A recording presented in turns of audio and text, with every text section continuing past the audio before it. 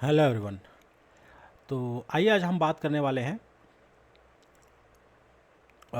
हमारे ऑटोमेशन के part 6 video में। और इस बार हम देखेंगे कि AWS आपको क्या फैसिलिटीज़ देता है आपके CI/CD पाइपलाइन के बारे में। तो CI/CD हमने बहुत सुना है, पाइपलाइन हमें लास्ट वीडियोस में हमने देखे थे कि पाइपलाइन क्या होता है। CI/CD के बारे में मतलब हम काफ़ी कुछ जान सकते हैं कि वो कैसे काम करता है, क्या है, कैसा है। और एक्चुअल में हमने ये ऑलरेडी प्रैक्टिकल कर लिया है, बाकी थोड़ा कंसेप्ट समझना बहुत ज़रूरी है कि जो CI/CD पाइपलाइन है वो कैसे काम करता है। तो जो CI/CD पाइपलाइन है इसी को हम कहते हैं कंटिन्यूस इंटीग्रेशन और कंटिन्यूस डिप्लॉयमेंट। तो जो लास्ट वीडियोस में जो हमने जेंकिंस का पाइपलाइन बनाया था, एक्चुअल में उसी को ही हम CI/CD कहेंगे। ठीक है, अब ये क्या चीज़ है? ये वे है, मतलब एक तरीका है ऑटोमेट करने का। आप अपने एप्लीकेशन को बिल्ड कर रहे हो, टेस्ट कर रहे हो और साथ में उसको डिप्लॉय कर रहे हो ऑटोमेटिक तरीके से, तो इसी को हम CI/CD कहेंगे। कंटिन्यूस इंटीग्रेशन, इंटीग्रेशन मतलब किसी चीज़ को मर्ज करना या जोड़ना, आप ऐसा मान के चलो। या जो कोई ऑलरेडी आपका पड़ा हुआ जो चीज़ है उसमें आप कुछ चीज़ ऐड कर रहे हो तो इसको इंटीग्रेशन कहेंगे। डिप्लॉयमेंट मतलब हो गया उसको किसी एंड पॉइंट पे आप डिप्लॉय कर रहे हो, यानी उसको आप मतलब स्थापित कर रहे हो, ऐसा कुछ आप हिंदी में आप समझ सकते हो कि उसको आप जो भी चीज़ है आपके पास, चाहे सॉफ्टवेयर का कोड हो या कुछ भी हो, उसको आप डिप्लॉय करो। डिप्लॉय कहाँ पे करोगे? आप इंफ्रास्ट्रक्चर में करोगे, कुबरनेटिस पे, डॉकर पे, आपके वर्चुअल मशीन्स पे कर सकते हो। तो इसी को हम डिप्लॉयमेंट कहेंगे। तो यहाँ पे जैसे कि होता है ना कि असेंबली लाइन होती है आपके, जैसे अब गाड़ी की फैक्ट्री में चल जाए, कोई भी फैक्ट्री है, बड़ी फैक्ट्री है, तो उसमें एक असेंबली लाइन होता है ना। एक आदमी का एक काम रहता है, लाइन में आपका जो सामान है वो आते जा रहा है और बंदे क्या है उस पर काम करते, अलग अलग उसमें कंपोनेंट्स लगा रहे हैं या बना रहे हैं और उसको फिर असेंबल कर रहे हैं। ठीक है, तो ऐसे ही कुछ आप समझ जाओ। तो जो असेंबली जो चलता है ना, जो लाइन जो चलती है, उसको आप पाइपलाइन की तरह ले सकते हो कि ये पाइपलाइन है और इसमें अलग अलग स्टेजेस होते हैं कि एक बंदा अलग काम करेगा, दूसरा बंदा कुछ और काम करेगा। ठीक है, थोड़ा और समझते हैं कंटिन्यूस इंटीग्रेशन को कि ये क्या चीज़ है। तो ये जो प्रोसेस है, यहाँ पे क्या होता है, जो डेवलपर्स होते हैं फ्रिक्वेंटली मर्ज करते हैं कोड को, जैसे आपका कोड ऑलरेडी है। अब कंटिन्यूस इंटीग्रेशन का मतलब यही होता है कि अगर आपके पास सॉफ्टवेयर है, ऑब्वियसली बात है, कोई प्रोडक्ट बेस्ड कंपनी है आपका या कोई सॉफ्टवेयर है जो चल रहा है। अब उसको आपको हमेशा उसमें नए नए फीचर्स डालने हैं। आप क्लाइंट से फीडबैक लोगे, क्लाइंट से फीडबैक लेके जो भी आपका वहाँ पे जो डिस्कशंस होगा, फिर मैनेजर जो अप्रूवल देगा, उसके बाद आपको कहा जाएगा कि इस कोड में ये चेंजेस करने हैं। तो वो डेवलपर क्या है, कंटिन्यूसली उसमें ना कोड को अच्छे से लिख के, जो भी प्रॉब्लम्स उसको ठीक करके या नए फीचर्स डाल के उसको क्या करेगा, जो सेंट्रल रिपोजिटरी है, जो आपका वर्जन कंट्रोल सिस्टम है, चाहे गिटहब, गिटलैब, बिटबकेट, कुछ भी हो, उस पर वो मर्ज करते जाएगा। ठीक है, मतलब स्टोर करेगा अपने कोड को, जो नया कोड उसने जो बनाया है। जब जब वो कोड मर्ज होगा वो ऑटोमेटिकली क्या करेगा, ट्रिगर हो जाएगा अपने आप। वो फिर जो पाइपलाइन है चलने लग जाएगा, जैसे हमने जेंकिंस की वीडियो में देखा था।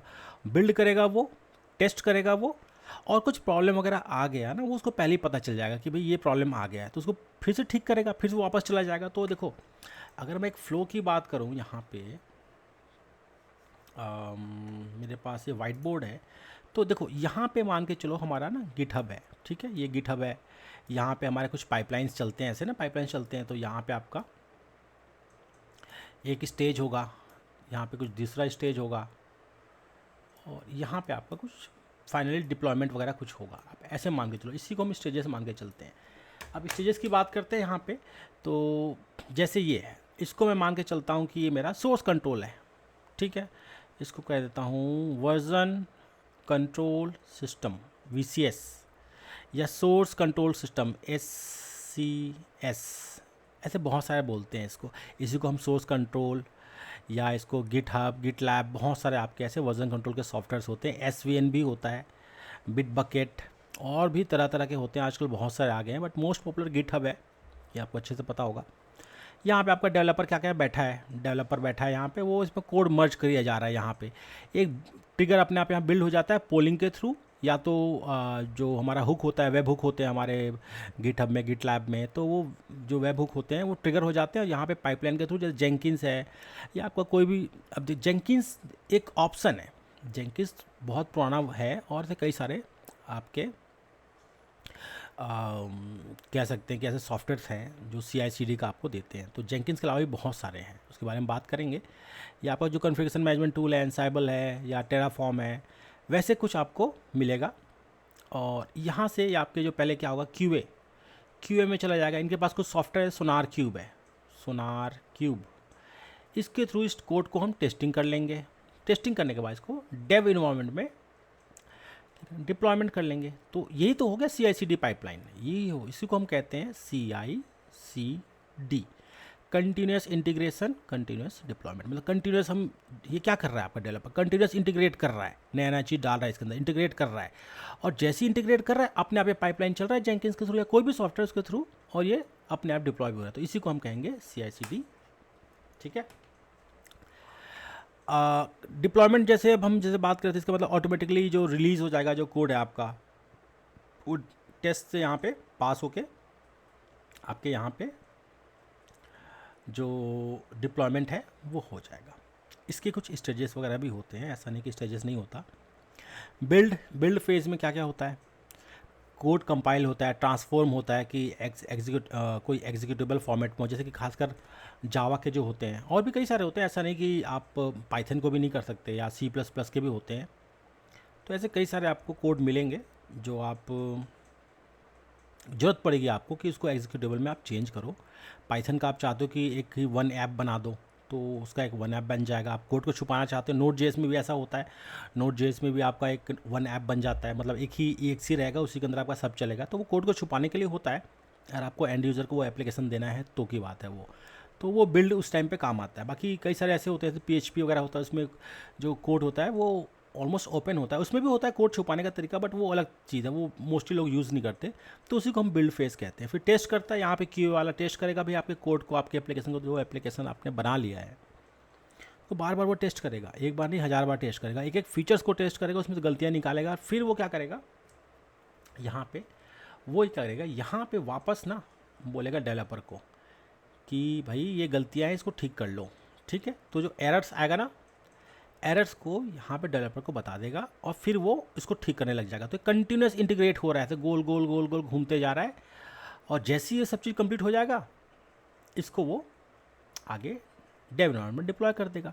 डेव के बाद क्या होगा, एक और इन्वायरमेंट बना दिया जाएगा। यहाँ पे बोल देंगे, ये प्री प्रॉड बोल देंगे। अब ऐसे मान के चलो, प्री प्रॉड, आप चाहो तो QA का भी बना सकते हो, बाकी प्री प्रॉड में हो जाता है। प्री प्रॉड में जैसे मोस्टली जो कस्टमर्स होते हैं ना, आपके क्लाइंट्स होते हैं, जो कस्टमर्स होते हैं, उनको दिखाया जाता है कि देखो अभी हमने ये नया फीचर इंट्रोड्यूस किया है, ये बीटा वर्जन है या अल्फा वर्जन में, अभी हमने इसको प्रोडक्शन में डाला नहीं है, आप इसको एक बार चेक कर लो कि अब फीचर्स कैसा लग रहा है। तो क्लाइंट क्या होता है ना, वो चेक करता है उसको, भाई फीचर्स बहुत अच्छे लगते हैं।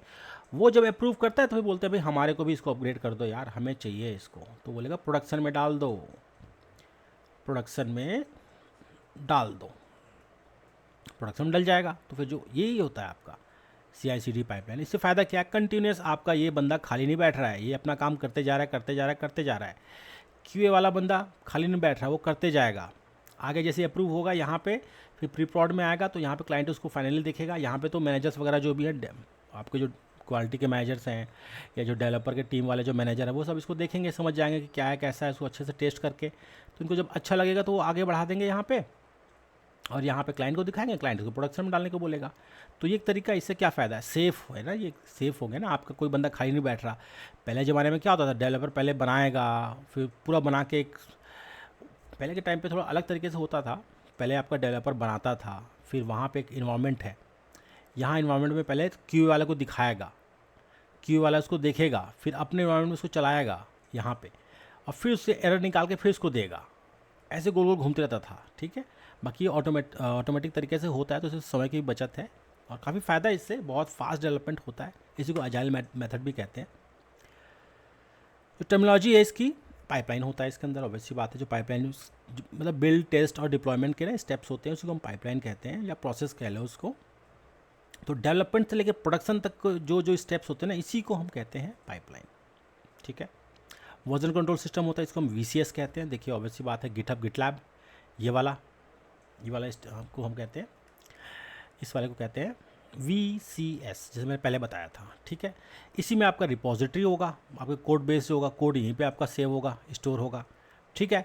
इसके बाद यहाँ पे ट्रिगर हो जाएगा, आपका जेंकिन सर्वर है वो ट्रिगर कर लेगा। ठीक है। ट्रिगर करने के बाद बिल्ड बिल्ड करेगा तो कुछ आर्टिफैक्ट्स बनते हैं। बिल्ड मतलब जो स्टेज जो भी ये प्रोसेस करता है ना, उसका जो भी आउटपुट आता है उसी को हम आर्टिफैक्ट्स कहते हैं।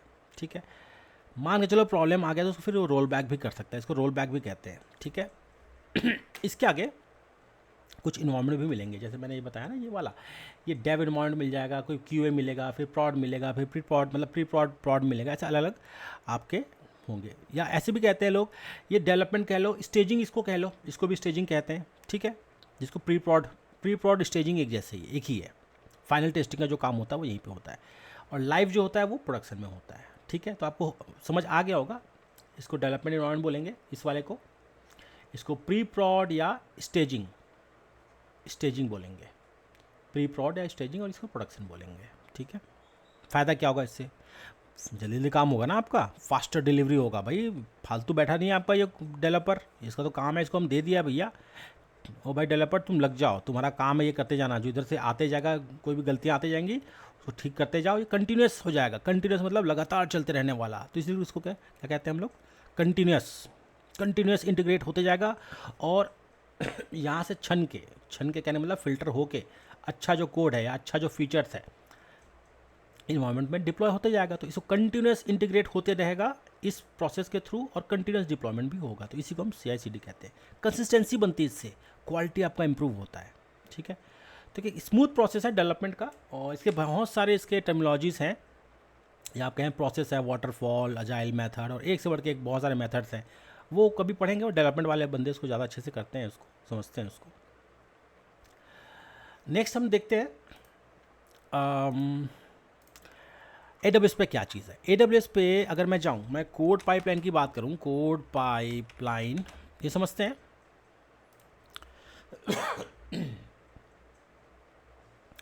अभी जो कोड पाइपलाइन है, ये देखिए, इसको हम डेवलपर टूल्स के अंदर लाते हैं। अब इसमें देखो, ये जो है ना, काफ़ी सारी चीज़ पहले से बने बनाए हैं। सबसे पहले जो आता है वो सोर्स मतलब जैसे गिटहब होता है वैसे कोड कमिट होता है, ज़्यादा अंतर नहीं है। Code commit, GitHub, Bitbucket, GitLab, और भी बहुत सारे टूल्स होते हैं, तो आप इनको एक जैसे ही समझो। अभी कुछ प्रॉब्लम आ गया है यहाँ पे कहा जा रहा है ना कि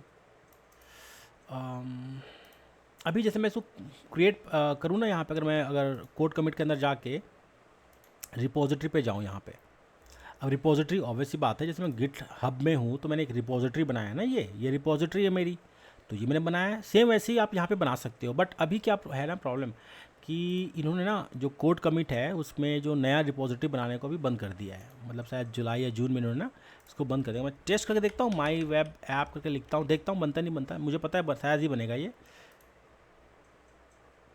देखिए, नॉट अलाउड। तो नए अकाउंट के लिए ना इन्होंने कोड कमिट को ऑलमोस्ट इसको आप कह लो कि इसको डिसकंटिन्यू कर दिया है, ऐसा कुछ समझ लो। नहीं तो पहले क्या होता था, आप यहीं पे अपना रिपोजिटरी बनाओ, जैसे गिटहब में होता है, यहीं से आपका जो भी पाइपलाइन है ना, ये कोड पाइपलाइन है ना, इसको सेट कर दो, और ये जो स्टेप्स है ना, इसके थ्रू आप कंटिन्यूस इंटीग्रेशन और कंटिन्यूस डिप्लॉयमेंट कर सकते थे। बट ये वाला जो चीज़ अभी रिपोजिटरी वाला जो चीज़ इसको हटा दिया ना, इसकी वजह से प्रॉब्लम आ गया है। ठीक है, आर्टिफैक्ट्स वगैरह भी है इसके अंदर, इसको भी देखेंगे। बिल्ड है, बिल्ड करने का है ये, डिप्लॉय और पाइपलाइन। तो अभी हम डायरेक्ट ना पाइपलाइन के ऊपर चलेंगे। यहाँ पे समझेंगे क्रिएट पाइपलाइन। अब जिस जेंकिंस में हमने पाइपलाइन बनाया था ना, ये वैसे ही कुछ है, create pipeline from template, build custom pipeline. देखते हैं और क्या क्या कहता है ये। डिप्लॉयमेंट करना चाहते हैं, कंटिन्यूस इंटीग्रेशन या ऑटोमेशन। पुश टू ECR बोल रहा है कि जो कंटेनर है ना ECR, वहाँ पे पुश करना चाहते हो। अब वहाँ पे अगर पुश करने के बाद आप चाहो तो उसको कुबरनेटिस में या फिर आपके फागेट वगैरह में इसको यूज़ कर सकते हो। डिप्लॉय टू क्लाउड फॉर्मेशन भी कर सकते हो। कंटिन्यूस इंटीग्रेशन में CI बिल्ड ग्रैडल के थ्रू भी कर सकते हो, Node.js का जो होता है बिल्ड वो भी कर सकते हो, Maven के थ्रू भी कर सकते हो, पाइथन के लिए भी कर सकते हो। तो आपको ये कंटिन्यूस इंटीग्रेशन भी देता है। Automation, schedule up Python build pipeline, ठीक है, पाइथन बिल्ड के लिए है, ग्रेडल बिल्ड के लिए Node.js, और ये ठीक है। हम यहाँ पे क्या कोशिश करते हैं ना, डिप्लॉयमेंट का ही कोशिश करते हैं। Push to ECR, push to ECS Fargate, cloud formation. तो यहाँ पे मुझे थोड़ा सा समझना पड़ेगा। एक्चुअली जो पुराने जो ऑप्शंस है वो ऐसे नहीं आ रहा है आजकल, ECR में ही डालने को बोल रहा है या फारगेट में डालने को बोल रहा है। मैं अगर इसको कहूँ कि भाई जो मेरा टारगेट है वो मैं वर्चुअल मशीन्स में डालना चाहूँ, तो ये देना चाहिए ना कि वर्चुअल मशीन्स में भी डालना चाहिए ना वो। अभी क्लाउड फॉर्मेशन के थ्रू तो मैं कर सकता हूँ कि मैं बोल दूंगा इसको कि मेरे वर्चुअल मशीन में डाल दो यहाँ पे, तो ये ऑटोमेट हो जाएगा। तो आपको एक पाइपलाइन देता है, ये ऑप्शन देता है कि जिसके थ्रू आप इसको कर सकते हो। बाकी यहाँ पे कोड कमिट जो नहीं है, इसकी वजह से काफ़ी प्रॉब्लम्स आ रही हैं। नहीं तो मैं यहीं पे रिपोजिटरी बनाता, यहीं पे अपने कोड डाल के ना उसको पुल पुश करके आपको दिखाता। बाकी ये डिसकंटिन्यू हो गया, बस प्रॉब्लम यही है।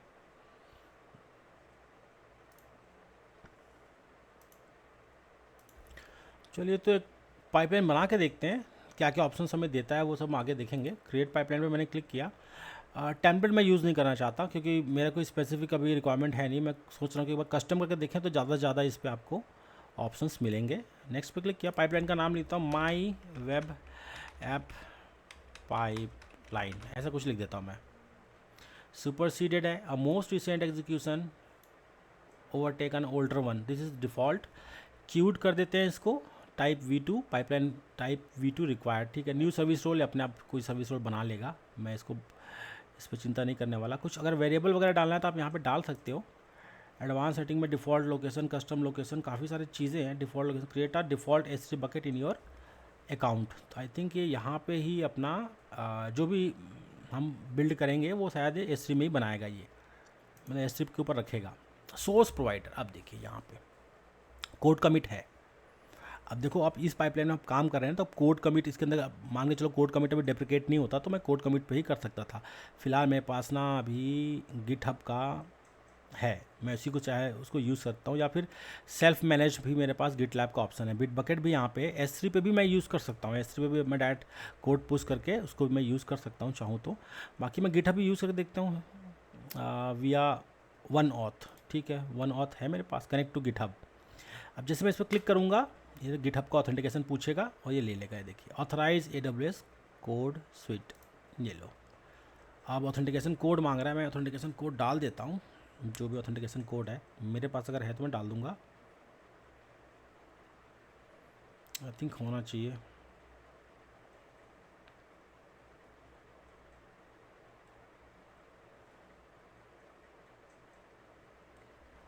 तो गिटहब का जो मेरे पास कोड है ये वाला है।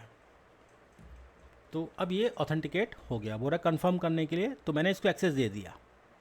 ठीक है, अब ये रिपोजिटरी पूछेगा GitHub via OAuth action is not recommended, no longer the recommended method. ठीक है, तो वन ऑथ से ना करके आप ऐप्स के थ्रू भी कर सकते हो, यहाँ पे गिटहब ऐप के थ्रू भी कर सकते हो। बाकी ठीक है, यहाँ पे अभी हमने चूज़ कर लिया तो कोई बात नहीं। गिटहब वेब हुक्स के थ्रू रिकमेंडेड है या code AWS code pipeline. Change detection कैसे होगा, use AWS code pipeline to check प्रोडक्टली फॉर चेंजेस, या बोल रहे कि वेब हुक के थ्रू भी कर सकते हो, ऑटोमेटिकली स्टार्ट हो जाएगा मेरा पाइपलाइन। फिलहाल इसको यही रहने देते हैं। रिपोजिटरी के बारे में देखते हैं क्या क्या रिपोजिटरी है मेरे पास। तो बहुत सारी रिपोजिटरीज है मुझे दिख रहे हैं यहाँ पे।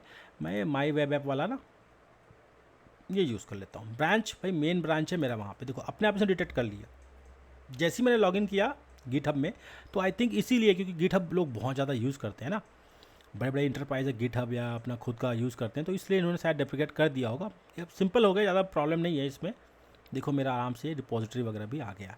अब ये रिपोजिटरी कौन सा है, तो वही रिपोजिटरी जो हमने लास्ट प्रोजेक्ट्स में हमने बनाए थे, ये वाला है। ठीक है, तो ये मैंने कर लिया। और गिटहब वेब हुक्स को ही मैं करता हूँ, नेक्स्ट करता हूँ मैं इसको, देखता हूँ क्या है यहाँ पे। कुछ कमांड्स वगैरह बोल रहा है, अदर बिल्ड प्रोवाइडर्स है, इनपुट आर्टिफैक्ट्स क्या होगा, तो मैं फ़िलहाल यही डाल देता हूँ, नहीं छेड़ता मैं इसको कुछ। यहाँ पे कुछ कमांड्स वगैरह एक्स्ट्रा कमांड है, उसको बाद में देखेंगे, समझ तो भी आएगा थोड़ा। या मैं बिल्ड तो हमें करना नहीं आई थिंक, तो मैं इसकी बिल्ड कर देता हूँ, स्किप कर दिया बिल्ड को। डिप्लॉय, अब डिप्लॉय कहाँ पे करना है, मैं कहता हूँ क्लाउड फॉर्मेशन में करना है। Ops work, service catalogue, ECS है, मतलब आपका कंटेनर सर्विसेज है, S3 है। यहाँ पे कुबरनेटिस वगैरह दिखाई नहीं दे रहा। ठीक है, बाकी कुबरनेटिस के लिए वहाँ पे भी था, आप ECS पे कर दो और वहाँ पे उसके आगे फिर एक क्लाउड फॉर्मेशन का टेम्पलेट लगा दो या कुछ ऑटोमेशन लगा दो, उसके थ्रू हो जाएगा। फिलहाल मेरे को ना, मैं ये सोचता हूँ कि बिन स्टॉक पे कर लूँ। बिन स्टॉक में हमारा होता है ना वर्चुअल मशीन्स। ठीक है, तो बिन स्टॉक पे करूँगा। ऑरेगन मेरा वो है। एप्लीकेशन का नेम कुछ डाल दो बोल रहा है, माई वेब ऐप, ऐसी कुछ डाल देते हैं। इन्वायरमेंट का नेम, तो एप्लीकेशन नेम और इन्वायरमेंट नेम ये वही हो गया ना जो हमें बिन स्टॉक में होता है, वहाँ पे आपको एक एप्लीकेशन नेम देना पड़ता है ना, और एक इन्वायरमेंट बनाता है वो माई वेब ऐप ENV। ठीक है, configure automatic roll back on stage failure. ठीक है, ऐसा कुछ करते हैं। नेक्स्ट, अब ये देखिए मैंने बिल्ड स्टेज को स्किप कर दिया था क्योंकि बिल्ड मुझे करना नहीं है, मैं एक छोटा सा एक एप्लीकेशन डालना चाहता हूँ। आप चाहो तो बिल्ड भी करा सकते हो। जैसे ऐसे जो आपके एप्लीकेशन है जिसको आपको कंपाइल करना पड़ता है हम उसी को बिल्ड कहते हैं। ठीक है, तो फिलहाल कोई सिंपल सा ऐप लेके हम उस पर काम करने की कोशिश करेंगे।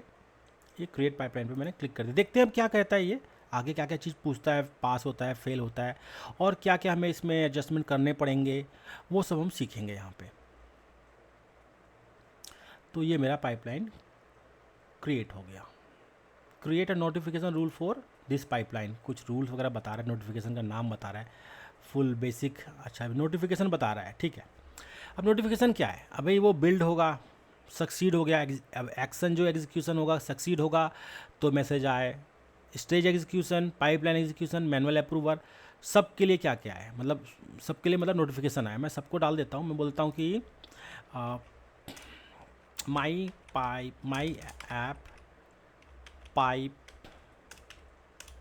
पाइपलाइन नोटिफिकेशन, ऐसा कुछ लिख देता हूँ। ठीक है, फुल कर देता हूँ मैं इसको। और ये टारगेट तो मैं कुछ किया नहीं है, टारगेट क्रिएट टारगेट भी कर सकते हो चाहे तो, कि AWS चैट बोर्ड पे कर सकते हो। बाकी SNS टॉपिक बनेगा, इसको चूज़ टारगेट पे आप टारगेट कर सकते हो। SNS टॉपिक ये देखो बना रहा है ये, तो इसको मैं अगर सबमिट करूँ तो टारगेट बोल रहा है, टारगेट तो हमें डालना पड़ेगा कुछ ना कुछ यहाँ पे। क्रिएट टारगेट करके देखते हैं। SNS topic, code star, notification, topic name, notification, माई वेब ऐप, ऐसा कुछ करके ना क्रिएट कर देते हैं। मतलब ये SNS के टॉपिक बना रहा है, कहने का मतलब इसमें इतना कंफ्यूज होने की ज़रूरत नहीं है। एक SNS का टॉपिक बना रहा है, इसको अगर मैं सब्सक्राइब करता हूँ तो मेरे पास मैसेजेस आने लग जाएंगे पाइपलाइन के, जो भी चीज़ें चलेगा पाइपलाइन के अंदर, जैसे कुछ एक्शन होगा, कोई स्टेज होगा, पाइपलाइन का एग्जीक्यूशन होगा, या मैनुअल अप्रूवल चाहिए होगा, तो उसके लिए आपको एक नोटिफिकेशन मिल जाएगा। मैंने सबमिट कर दिया इसको। तो देखो नोटिफिकेशन भी जरूरी है। मैं पाइपलाइन पे गया यहाँ पे, अब देखो मेरा पाइपलाइन बन गया, ये फेल हो गया है, मतलब जैसे मैंने बनाया चल भी गया, फेल भी हो गया। जो समझते हैं भाई कि क्यों फेल हो रहा है, ये सेंड नोटिफिकेशन बोल रहा है, नोटिफिकेशन किसको भेजेगा, ये तो पाइपलाइन है, लेकिन मैंने ना इस पर क्या किया ना, इस SNS पे, ठीक है मैं SNS पे जाता हूँ। सबसे पहले SNS का ही हिसाब किताब करते हैं।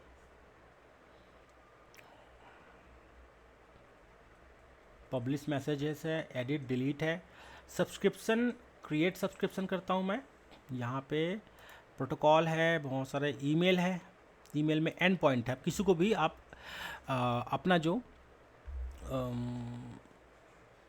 जिसको भी आपको मेल भेजना है, जैसे कि मैं कर देता हूँ me@, मैं अपना ईमेल आईडी डाल देता हूँ। ठीक है, कुछ पॉलिसीज़ वगैरह है, ये सब की ज़रूरत नहीं है। क्रिएट सब्सक्रिप्शन पे क्लिक करूँगा तो ये मेरे सब्सक्रिप्शन आ जाएगा। बस मुझे क्या करना है ना, अभी सब्सक्रिप्शन को मेरे ईमेल बॉक्स पे जाके ना मुझे वहाँ पे इसको सब्सक्राइब करना होगा, तो वो करेंगे। तो यहाँ पे आप देख सकते हो मेरे मेल बॉक्स पे ना एक नोटिफिकेशन आ गया, मैंने अपना ईमेल आईडी वहाँ पे डाला SNS नोटिफिकेशन में, तो सॉरी सब्सक्रिप्शन में, तो सब्सक्रिप्शन का एक मैसेज आ गया। बस मुझे इसको कंफर्म करना है। इसके बाद क्या होगा, वहाँ पे कुछ भी चीज़ चलेगा ना, मेरे को मैसेज जो आएगा, मतलब अपने आप मैसेजेस यहाँ पे आ जाएगा मेरे को कि वहाँ पे क्या चल रहा है, तो इसी को हम सब्सक्रिप्शन कहते हैं। तो मैं इस पर क्लिक करूँगा और इसको मुझे सब्सक्राइब करना है। तो ये मैंने सब्सक्राइब कर लिया ऑलरेडी। फ़िलहाल मैं इसको कर देता हूँ बंद। सब्सक्रिप्शन मेरा हो गया कंप्लीट। यहाँ पे आप देख सकते हो एक्टिव आ गया मेरा।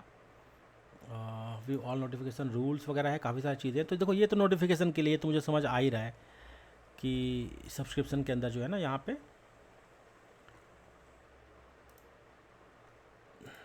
ये वाला मेरा नोटिफिकेशन है, और यहाँ पे ये देखो, ये इसको मैंने कंफर्म करा दिया है थ्रू ईमेल। तो कहने का मतलब ये है कि ये पाइपलाइन जब भी चलेगा, इसके अंदर कोई भी चीज़ होगा जो हमने वहाँ पे चूज़ किया है, तो वो सब का मेल मेरे पास आते जाएगा। ठीक है, वो भी मैं आपको सैम्पल दिखाऊंगा। तो यहाँ पे एक 18 इवेंट्स बता दिया, अभी से पता नहीं क्या 18 इवेंट्स इसके अंदर हो गया है। ये देखो 18 इवेंट्स है, ये जितने भी इवेंट्स होंगे ना तो मेरे पास मैसेज आ जाएगा, मुझे पता चलते जाएगा। ठीक है, तो अभी यहाँ तक तो ठीक थे हम लोग। बस पाइपलाइन में हमारा वो पाइपलाइन चला नहीं था, उसमें कुछ एरर वगैरह आ गया था। अब इसको समझते हैं ये क्या चीज़ें हैं। यहाँ पे हम थे टाइप V2 बोल रहा है, फेल बोल रहा है ये। सोर्स यहाँ पे kubectl config। अच्छा, अब देखो हो क्या रहा है ना, एक्चुअली मैंने क्या गलती कर दी है, ये देखो। आप समझ रहे हैं क्या चीज़ है? आपको समझ आना चाहिए, क्योंकि अगर आपने पहले की वीडियोस देख रखे हैं तो आपको अच्छे से समझ आ रहा होगा कि भाई जो ये जो कोड है ये तो मैं किसी और चीज़ के लिए लिखा था, एप्लीकेशन तो मेरा ये है ना। तो ये एक्चुअली में इसने चला भी दिया, हम बाकी इसको समझ ही नहीं आया, क्योंकि वो देखो ये जो कोड है किसी और चीज़ के लिए हमने बनाया था। तो हम क्या करेंगे, हम करेंगे अपने विजुअल स्टूडियो कोड में जाएंगे, यहाँ पे जो फाइल्स वगैरह है ना, देखो ये तो एप्लीकेशन है, इसको मैं ऐसे ही रहने देता हूँ। कन्फिग की ज़रूरत नहीं थी मुझे, Dockerfile, entry point, Jenkins, pod, YAML, README, ये सब की ज़रूरत थी नहीं मुझे। मैं इनको क्या करता हूँ ना, डिलीट कर दूँगा मैं यहाँ से। राइट क्लिक कर दिया मैंने, इसको डिलीट कर दिया। बोल रहा है मूव टू रिसाइकल बिन। अब ये खाली हो गया, ठीक है। अब इसको मैं क्या कर दूँगा, कमिट कर दूँगा। तो यहाँ पे मैं लिख देता हूँ रिमूव्ड ओल्ड कोड्स, मतलब उसी कोड पे मैं काम कर रहा हूँ। इसको मैं कर दूंगा सिंक चेंजेस। जैसे सिंक करता हूँ तो यहाँ पे क्या असर पड़ता है ये देखते हैं। तो वेब हुक के थ्रू ना अपने आप ये ले लेगा, इसको अपने आप ये चलने लग जाएगा जो पाइपलाइन है वो। लेटेस्ट एग्जीक्यूशन स्टार्टेड 6 मिनट पहले है। अब देखो जस्ट नाउ, देखिए अब चलने भी लग गया, इन प्रोग्रेस भी बोल रहा है ये। अगर मैं इस पर जाऊँ, इसका भी आउटपुट होता है, ऐसा नहीं कि आउटपुट होता है, ये देखिए। तो ये ऐसे स्टेजेस बनते हैं इसके। अभी मेरे पास फिलहाल 2 स्टेजेस हैं। मैंने बिल्ड कुछ यहाँ पे बिल्ड वाले को स्किप कर दिया था। डिप्लॉय चल रहा है मेरा, और सोर्स है, ये सोर्स है, डिप्लॉय है, मतलब सोर्स से डायरेक्ट डिप्लॉयमेंट पे जा रहा है ये, ठीक है। तो ये हमारा एक्चुअली पाइपलाइन है, माई वेब ऐप पाइपलाइन लिखा हुआ है। पहला सोर्स तो इसने ले लिया है, सोर्स में कोई इश्यू नहीं है, डिप्लॉयमेंट में इशू आ रहा है। इसको रिट्राई भी कर सकते हैं इसको यहाँ पे, और डिटेल्स भी देख सकते हैं, व्यू डिटेल्स, क्यों फेल हुआ, invalid action configuration, the elastic beanstalk application my web app does not exist, input, ठीक है। अब इसको देखते हैं, इसको ठीक करते हैं कि अगर मैं इस पाइपलाइन में था और अब मुझे यहाँ पे इसको समझना है,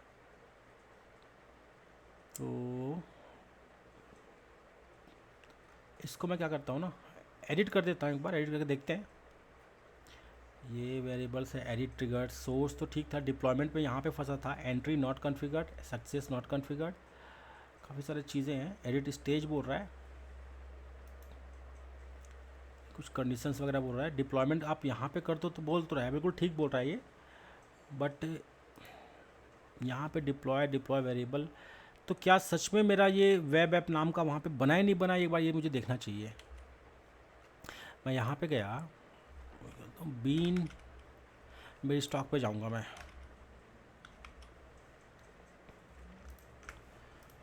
देखते हैं यहाँ पे क्या होता है।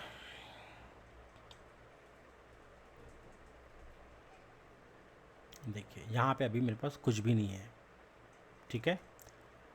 तो कहने का मतलब है मुझे एक इन्वायरमेंट बना भी तो लेना चाहिए ना। अभी यहाँ पे मैं डिप्लॉयमेंट बोल तो दिया इसको कि डिप्लॉयमेंट कर दो, लेकिन कहाँ पे डिप्लॉयमेंट करना है, क्या करना है, मैंने कुछ इसको बताया नहीं है।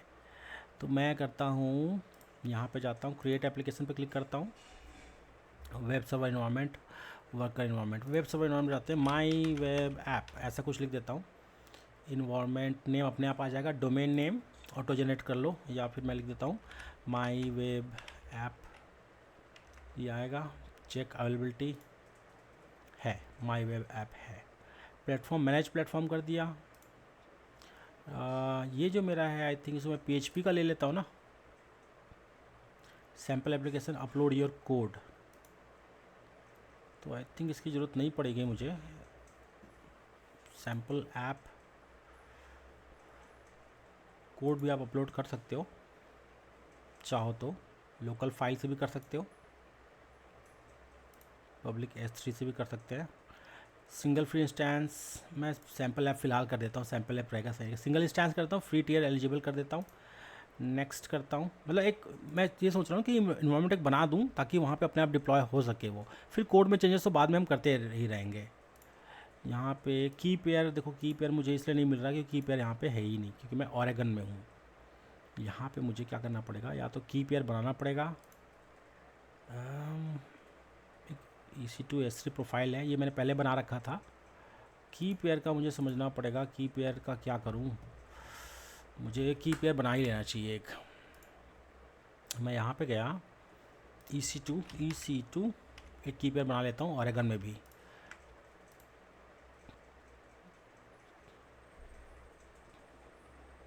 यहाँ पे मुझे मिलेगा की पेयर,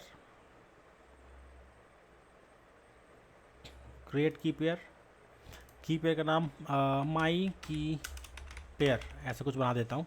कभी पैम फॉर्मेट में रख लेता हूँ, PPK भी रख सकता हूँ, ऐसा कुछ नहीं है। क्रिएट की पेयर कर दिया मैंने, ये वाला सक्सेसफुली क्रिएटेड की पेयर।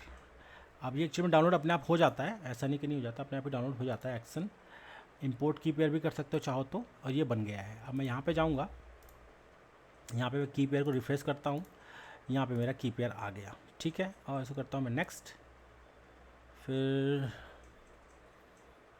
थोड़ा सा टाइम लेगा। ये कहने का मतलब ये हम डिप्लॉयमेंट का इन्वायरमेंट बना रहे हैं। यहाँ पे VPC जो है वो डिफ़ॉल्ट VPC ये ले लेगा, और इसके अंदर जो भी चीज़ें हैं पब्लिक IP को एक्टिवेट करा देते हैं।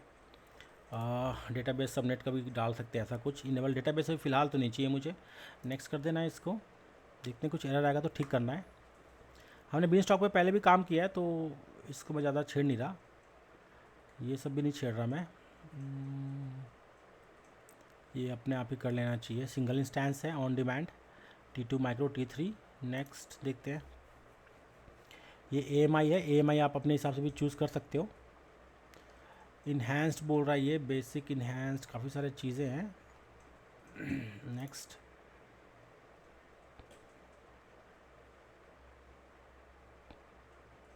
ये एक समरी आ गया, देखते हैं इसको सबमिट करके कहीं पे एरर तो नहीं आता। एरर आएगा तो फिर इसको ठीक करेंगे, ठीक है। तो ये मेरा जो बीनस्टॉक का इन्वायरमेंट है ना वो लॉन्च हो रहा है। थोड़ा सा टाइम लगेगा इसको, ये जैसे हो जाएगा तो हम पाइपलाइन को ये बोल देंगे कि भाई मैंने क्या किया ना, एक इन्वायरमेंट बना रखा है, आप उस इन्वायरमेंट में आप काम करो, ठीक है। अब स्टेजेस क्या होते हैं, देखो कई सारे स्टेजेस है इसके अंदर, आप स्टेजेस और भी जोड़ सकते हो। मतलब ये आपके पाइपलाइन में अलग अलग प्रोसेसेस हैं, मतलब टुकड़ों में बटे हुए हैं कि जैसे ये चल रहे हैं ना, ऐसे आप अलग अलग स्टेजेस भी जोड़ सकते हो। पाइपलाइन की प्रॉपर्टीज़ है, पाइपलाइन जो टाइप है V2 है, एग्जीक्यूशन मोड क्या है तो उसको आप एडिट करके यहाँ पे एडिट कर सकते हो। वेरिएबल्स कुछ डालना है आप इस पाइपलाइन के अंदर, जैसे आप चाहते हो कि डेटाबेस का पासवर्ड है या कुछ स्पेसिफिक SSH का पासवर्ड है या सर्टिफिकेट फाइल्स है, उसको वेरिएबल में आप डाल सकते हो ताकि जब पाइपलाइन चले तो आप उसको यूज़ कर पाओ रियल टाइम में, ठीक है। ऐसे ट्रिगर्स होते हैं कि pipeline does not have any source actions, source के ऊपर एक्शंस भी कर सकते हो, कुछ ट्रिगर्स वगैरह डालना है, जैसे code start source connection action type है ना, तो ऐसे इसको भी कर सकते हो। हमने इसको स्किप कर दिया था। फिर जो सोर्स है, आप सोर्स देखो गिटहब को हमने किया था तो ये सोर्स आ गया हमारा, इसको भी आप एडिट कर सकते हो चाहो तो। फिर डिप्लॉयमेंट का है एक, यहाँ पे एक ऑप्शन है ऐड स्टेज का। ऐड स्टेज पर अगर मैं क्लिक करता हूँ, स्टेज का आप नाम डाल सकते हो। कहने का मतलब है इसके बाद आप क्या कर रहे हो, कुछ और स्टेप्स कर रहे हो, QA कर रहे हो या कोई थर्ड पार्टी एप्लीकेशन है, मान के चलो आपका AWS में ही कोई QA का टूल है, सोनार क्यूब आपने इंस्टॉल कर रखा है, ठीक है। तो आप ऐड स्टेज करके सोनार क्यूब में भी इसको भेज सकते हो। वहाँ पे कोड जो है आपका QA वगैरह होके, टेस्टिंग वगैरह होके आप नेक्स्ट स्टेज में आप डिप्लॉयमेंट ला सकते हो। कहने का मतलब है, मतलब थर्ड पार्टी चीज़ें भी आप यहाँ पे कर सकते हो। ऐसा नहीं कि सिर्फ इसके जो बिल्ड टूल्स है, कोड बिल्ड है, बस वही सब चलेगा, ठीक है। आप चाहो तो इसको कर सकते हो, ऐसा नहीं है, इसको भी कर सकते हो। बाकी ये QA वालों का काम होता है, जैसे आप एप्लीकेशन वालों का भी मतलब वो होता है कि अगर आपको पाइथन का एप्लीकेशन है, आपको कंपाइल कराना है, प्रॉपर कंपाइलेशन है, C++ है, .NET है, तो कंपाइल करने की ज़रूरत पड़ती है, तो उसके लिए कोड बिल्ड होता है, वही बिल्ड, उसको हम बिल्डिंग टूल्स कहते हैं, वो बिल्ड करता है, ठीक है। फिलहाल हम कुछ एक सिंपल सा एप्लीकेशन लेने वाले हैं, तो फिलहाल वो मैं छेड़ने वाला नहीं हूँ। यहाँ पे जो मेरी स्टेज है ना, यहाँ पे मुझे क्या समझ आया था, डिप्लॉय मैंने बोला था, इलास्टिक बीनस्टॉक बोला था मैंने कि ओरेगन में करो, सोर्स आर्टिफैक्ट बोला था मैंने। और यहाँ पे जो एप्लीकेशन नेम वगैरह है ना, मैं बस रिफ़्रेश करता हूँ तो ये माई वेब ऐप यहाँ पे आ गया है, इसको भी रिफ़्रेश करता हूँ। माई web app environment deploy variable done. तो अब ये ना इसको मिल गया। ऐड एक्शंस में कुछ और भी आप एक्शंस डाल सकते हो, choose a name for action, action provider क्या क्या चीज़ है देखो। इसके बाद आप कुछ और एक्शन डाल सकते हो कि इसके आगे कुछ और करना है कि पब्लिश कर दो S3 में। जैसे मान के चलो आपने कोड पाइपलाइन के थ्रू आप कुछ काम कर रहे हो, ठीक है। आप चाहते हो स्टैटिक वेबसाइट जो आपका है उसके कोड में आप काम है, तो उसके लिए भी पाइपलाइन आप बना सकते हो। आप डायरेक्ट इसको S3 में पब्लिश कर सकते हो, ठीक है। S3 में आपका जो ये है ना वो डायरेक्ट चला जाएगा। इस ECS में कर सकते हो, आप चाहो तो बीनस्टॉक में कर सकते हो, कोड डिप्लॉय के थ्रू कर सकते हो, जो क्लाउड फॉर्मेशन है उसके थ्रू भी कर सकते हो, मतलब उस पर भी डाल सकते हो। जेंकिंस भी डाल सकते हो, इसके अंदर कोड बिल्ड है, मैनुअल अप्रूवल भी कर सकते हो, अब मैनुअल अप्रूवल क्या है यहाँ पे एक्शन? मैनुअल अप्रूवल ये होता है सोर्स कोड जो है या डिप्लॉय करने से पहले, ठीक है, आप स्टेज डाल सकते हो। जैसे कि आपका क्यूए वाला है, जब तक से क्यूए वाला मैनेजर आपको अप्रूव ना करे उसके आगे वो स्टेप बढ़े ही ना, मतलब आपका पाइपलाइन रुका रहे। तो एक मेल चला जाएगा क्यूए वाले को कि ये जो स्टेप है ये हो चुका है, क्यूए के जो बंदे हैं उन्होंने इसको अप्रूव कर दिया, आपका फाइनल अप्रूवल चाहिए ताकि वो डेव इन्वायरमेंट में वो जा सके या प्री प्रोड में जा सके। आप एक एक उस पे स्टेज पे ना आप मैनुअल अप्रूवल लगा सकते हो। जैसे मैं फ़िलहाल यहाँ पे कहता हूँ क्यूए मैनेजर अप्रूवल, ठीक है। एसएनएस टॉपिक, देखो टॉपिक वो हमारा टॉपिक है, उसी को उसको आप डाल दो, कोई प्रॉब्लम नहीं है। आप अलग से भी बना सकते हो उनके लिए, यूआरएल रिव्यू करने के लिए ऑप्शनल है, कमेंट वगैरह ऑप्शनल है, वेरिएबल ये सब ऑप्शनल है। मैं डन कर दिया इसको। यहाँ पे ये बोल रहा है कि ये गलत हो गया, इस पर आप ढंग से फॉर्मेट करो बोल रहा है। ये देखिए डन। तो ये स्टेज कहाँ पे आ गया मेरा? ये देखिए डिप्लॉय के बाद ये मैनुअल अप्रूवल है, ठीक है। आप स्टेज में डाल सकते हो, मैंने एक्शंस पे डाला है, ऐसे स्टेज पे भी डाल सकते हो, ऐड एक्शंस भी कर सकते हो, बहुत सारे एक्शंस आप बना सकते हो ऐसे, इसके बेस पे बहुत सारे एक्शंस कर सकते हो आप जेंकिंस में। या इसको घोस्ट इंस्पेक्टर है आपका, ये गिटलैब का सेल्फ मैनेज है, सोर्स के अंदर बहुत सारा इन्वोक कराना है, कुछ लैम्डा के फंक्शन कराना है, स्टेप फंक्शंस कराने हैं आपका, ये ना कि सर्विस कैटलॉग में कुछ करना है, इलास्टिक बिन स्टॉक में कोड डिप्लॉय कराना है। तो काफ़ी सारी चीज़ आपको पहले से दे देता है। कुछ कमांड्स वगैरह डालने हैं, डब्ल्यूएस के कुछ कमांड्स डालने हैं, जैसे ये कमांड्स है तो ये भी आप कर सकते हो। तो आप ये सोचो कि कितना मतलब आपको एक कस्टमाइजेशन देता है। फिलहाल मैं ये जो एक्शन से हटाऊँगा, मैं सिर्फ ये चाहता हूँ कि ये डिप्लॉय हो जाए, यहाँ तक ही रखूँ मैं इसको, और इसको मैं सेव करता हूँ, देखते हैं क्या कहता है। ये सेव करते हैं ना, ये आई थिंक फिर से चलने लगेगा ये डिप्लॉयमेंट में। यहाँ पे फेल बोल रहा है, ये रिट्राई स्टेज भी कर सकते हो आप चाहो तो। Stage name deploy in my web can be retried now इधर नॉट, फेल्ड एक्शंस वगैरह बता रही है, ठीक है। इसको ठीक करते हैं। तो यहाँ पे हमने बिन स्टॉक देखा हमने, यहाँ पे सोर्स तो हमारा बिल्कुल ठीक चल रहा है, बिन स्टॉक में जो डिप्लॉयमेंट है उसमें प्रॉब्लम आ रही है, ठीक है। अब बिन स्टॉक ने किया क्या? बिन स्टॉक ने ना ऑटोमेटिकली एक इलास्टिक आईपी वगैरह लेके की पेयर और लोड बैलेंसर लेके ना एक इंस्टेंस बना दिया, और इस इंस्टेंस में आपका जो भी पाइपलाइन होगा, टारगेट तो यही है, ये वाला इंस्टेंस है, तो इस पर वो डिप्लॉय करेगा। एक चीज़ और देखते हैं, अगर मैं इसके इंस्टेंस के अंदर जाऊं और मैं इसको अगर pwd करूं आपको, तो देखूँ वैर ऐप करेंट, इसके अंदर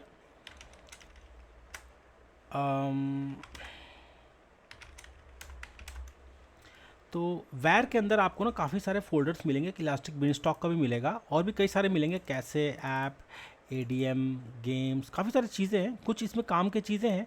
अब होता क्या, ये ऑटोमेशन है। तो अगर मैं इसकी बात करूँ तो ये बिन स्टॉक का स्पेसिफिक एक आपको इंस्टेंस का एएमआई है, जो स्पेशली आपके जो बिन स्टॉक है उसके लिए ही बना हुआ है। यहाँ पे क्या होता है, इसमें कुछ सिस्टम्स लगे हुए पहले से, जैसे अगर पाइपलाइन से अगर आप इसको करते हो ना, या अगर इलास्टिक बिन स्टॉक से भी करते हो, तो ये कुछ फोल्डर्स अपने आप ही यहाँ पे बनाता है, ठीक है, ऑटोमेशन के लिए बनाता है। वो हम इसको देखेंगे आगे कैसे इसमें ऑटोमेशन वगैरह चलता है। अब ये जो है ना, एक्चुअली में ये टारगेट है, बिन स्टॉक बोल दिया मैंने कि मैं पाइपलाइन को बोला कि बिन स्टॉक पे करो, तो बिन स्टॉक क्या चीज़ है भाई? EC2 ही तो है वो।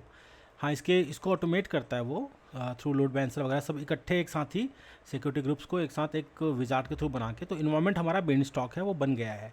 अब हम जो भी पाइपलाइन में लिखेंगे ना, जो भी हम इसको बोलेंगे करने को, वो इसमें जाके आपके EC2 के इंस्टेंस में वो चलेगा। तो ऐसा कुछ हमने सोचा हुआ है। यहाँ पे देखेंगे अभी ये बिन स्टॉक में डिप्लॉय नहीं हो रहा, कई सारे एरर्स आ सकते हैं। व्यू डिटेल्स पे जाओगे तो आपको एरर्स दिखा देगा। तो हमने बिन स्टॉक पे क्या किया था ना, एक सैम्पल ऐप की बात करी थी हमने कि सैम्पल ऐप को आप डाल दो, बट सैम्पल ऐप तो हमारे पास है नहीं। हम क्या कर रहे हैं ना, हम अपने कोड के थ्रू इस कोड को हम डाल रहे हैं ना वहाँ पे। अगर मैं इसको एक बार रिफ्रेश करने की कोशिश करूँ तो आपको समझ आएगा कि हम एक्चुअली में क्या डाल रहे हैं। ये देखिए ऐप और readme.md डाल रहे हैं, बट एक्चुअली में इसको और भी तो ऑटोमेट किया जा सकता है ना। अब इसको क्या पता है, इलास्टिक बिन स्टॉक को तो कुछ पता नहीं है कि भैया ये जो ऐप नाम का फोल्डर है उसको यूज़ करना है या क्या करना है, तो उसको कैसे पता कराएंगे, ये हमें समझना पड़ेगा। तो उसके लिए जो पाइपलाइन है हमारा, ये जो पाइपलाइन है इसको हमें बताना पड़ेगा, तो इसमें भी आपको पाइपलाइन की फाइल्स लिखनी पड़ सकती हैं। अब वो कैसे लिखेंगे वो हम देखेंगे। यहाँ पे मेरा कुछ कोड है, सिर्फ मेरे को ऐप मिल रहा है, यहाँ पे ऐप नाम का फोल्डर जहाँ पे ऐप है, मुझे इसी को डिप्लॉय करना है। और तो रीडमी फाइल है, इसको तो हम जानते हैं। अभी यहाँ पे क्या करना पड़ेगा ना, कुछ लॉग्स वगैरह मैंने देखे इसका कि ये जो डिप्लॉयमेंट है कैसे चल रहा है, ठीक है। बाकी अगर आपको लॉग समझना है तो अगर आप जो AWS जो बिन स्टॉक है उसके अंदर आप जाओगे वैर लॉग के अंदर, ठीक है। वैर लॉग के अंदर जाओगे ls-last मैं आपको करके दिखाता हूँ, तो यहाँ पे आपको काफ़ी सारे लॉग्स मिलेंगे। इसमें से जो आपको लॉग जो सबसे ज़रूरी है वो है क्लाउड वाला। एक ये क्लाउड इनिट वाला लॉग है, ये EB हुक्स लॉग है, और ये क्लाउड इनिट आउटपुट लॉग है, ठीक है। ये सब जो लॉग्स है ना ये काफ़ी काम के हैं, इसको हम समझेंगे ये क्या करता है। अगर मैं इसको करूँ कैट, अगर मैं उनको दिखाना चाहूँ इसके अंदर है क्या चीज़, तो आपको ये समझ आएगा कुछ इसके अंदर कुछ चला है, ठीक है। कुछ मॉड्यूल्स, हैंडलर्स, बहुत सारे चीज़ें चल रहा है ये। तो कहने का मतलब है कुछ ऑटोमेशन वगैरह होगा इसके अंदर और उसके थ्रू ये चल रहा है ये, ठीक है। इसको और अच्छे से समझेंगे लॉग्स का मतलब क्या होता है। और इसके जो लॉग्स है, जो पाइपलाइन के लॉग्स है, आप चाहो तो क्लाउड ट्रेल में, क्लाउड वॉच में उसको हम आराम से उसको भी देख सकते हैं। बट आपको अगर एंड यूज़र पे, मतलब जो आपका सिस्टम एंड है, जो सर्वर्स पे देखना है, तो आपको इस ऐसे जो लॉग्स हैं इनको देख के भी आप डिटरमाइन कर सकते हो कि क्या इश्यूज़ आ रहे हैं, ठीक है। उसको भी हम डिटेल में देखेंगे। लगातार यहाँ पे दिखा रहा है बार बार ये फेलर हो चुका है, ये फेल मतलब हो रहा है, चल नहीं रहा है।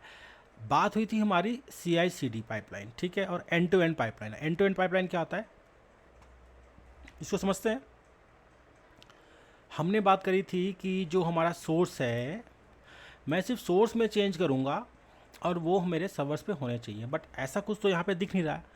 तो अब इसको हम कैसे ठीक करें, इसी के लिए हमारे पास एक होता है, यहाँ पे एक फ़ोल्डर में बनाऊँगा, इसको कहते हैं हम .eb एक्सटेंशंस, ऐसा कुछ लिखते हैं हम, ठीक है।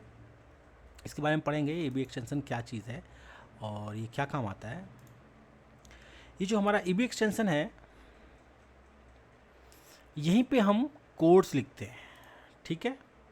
मैं क्या करूँगा, यहाँ पे पहला एक फ़ाइल बनाऊँगा, लिखूँगा 01, एक नंबर का फ़ाइल है, बोलूँगा कुछ भी, जैसे आपको सर्वर को क्या कॉन्फ़िगरेशन करना है। तो अभी मैं यहाँ पे, अगर मैं सर्वर का स्टेटस देख रहा हूँ, यहाँ पे Ctrl+C करूँ,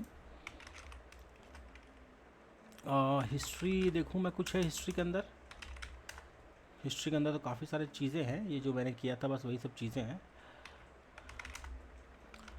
यहाँ पे मैं बात करूँ विच एनजीनिक्स, माइट भी ये एनजीनिक्स का हो, तो एनजीनिक्स का सर्वर है और ये नेटस्टेट -TUPN, देखिए तो वो पोर्ट 80 पे एनजीनिक्स तो चल रहा है ये। मतलब कहने का मतलब है अगर मैं कर्ल करूँ, कर्ल लोकल होस्ट, तो एनजीनिक्स का आउटपुट मुझे बिल्कुल दिखा रहा है, मतलब एनजीनिक्स का सर्वर चल रहा है। हाँ, उसको एप्लीकेशन नहीं मिल रहा। हमने वहाँ पे कहा था कि सैम्पल एप्लीकेशन यूज़ कर लेना, फिर बाद में हमने क्या किया ना, पाइपलाइन के थ्रू अपने एप्लीकेशन को डिप्लॉय करने की कोशिश किया, तो वो फेल हो रहा है बार बार, क्योंकि उसको हमने बताया नहीं ना कि कैसे काम करना है। भाई जो ऐप फोल्डर उसको कहाँ पर डालना है, कैसे उसको ट्रीट करना है और क्या क्या कन्फिगरेशंस करने हैं, वो सब हमने इसको बताया नहीं है, ठीक है। तो वो हम एक एक स्टेप्स को देखेंगे और समझेंगे। बात करते हैं CD var www.html की। यहाँ पे ऐप CD ऐप के अंदर एसेट्स कंपोनेंट्स इंडेक्स, तो आई थिंक ये मेरा कुछ ऐप से रिलेटेड है, बिल्कुल रिलेटेड है। तो यहाँ पे तो ये आ गया है, ठीक है, लेकिन ऐप के अंदर आ रहा है ना ये। अब अगर मैं यहाँ पे जाता हूँ बिन स्टॉक पे, इसको खोलता हूँ तो क्या कहता है ये देखो, ये यहाँ तक तो ठीक है। स्लैश ऐप की बात करता हूँ तो ऐप दिखना चाहिए फिर ऐसे में, तो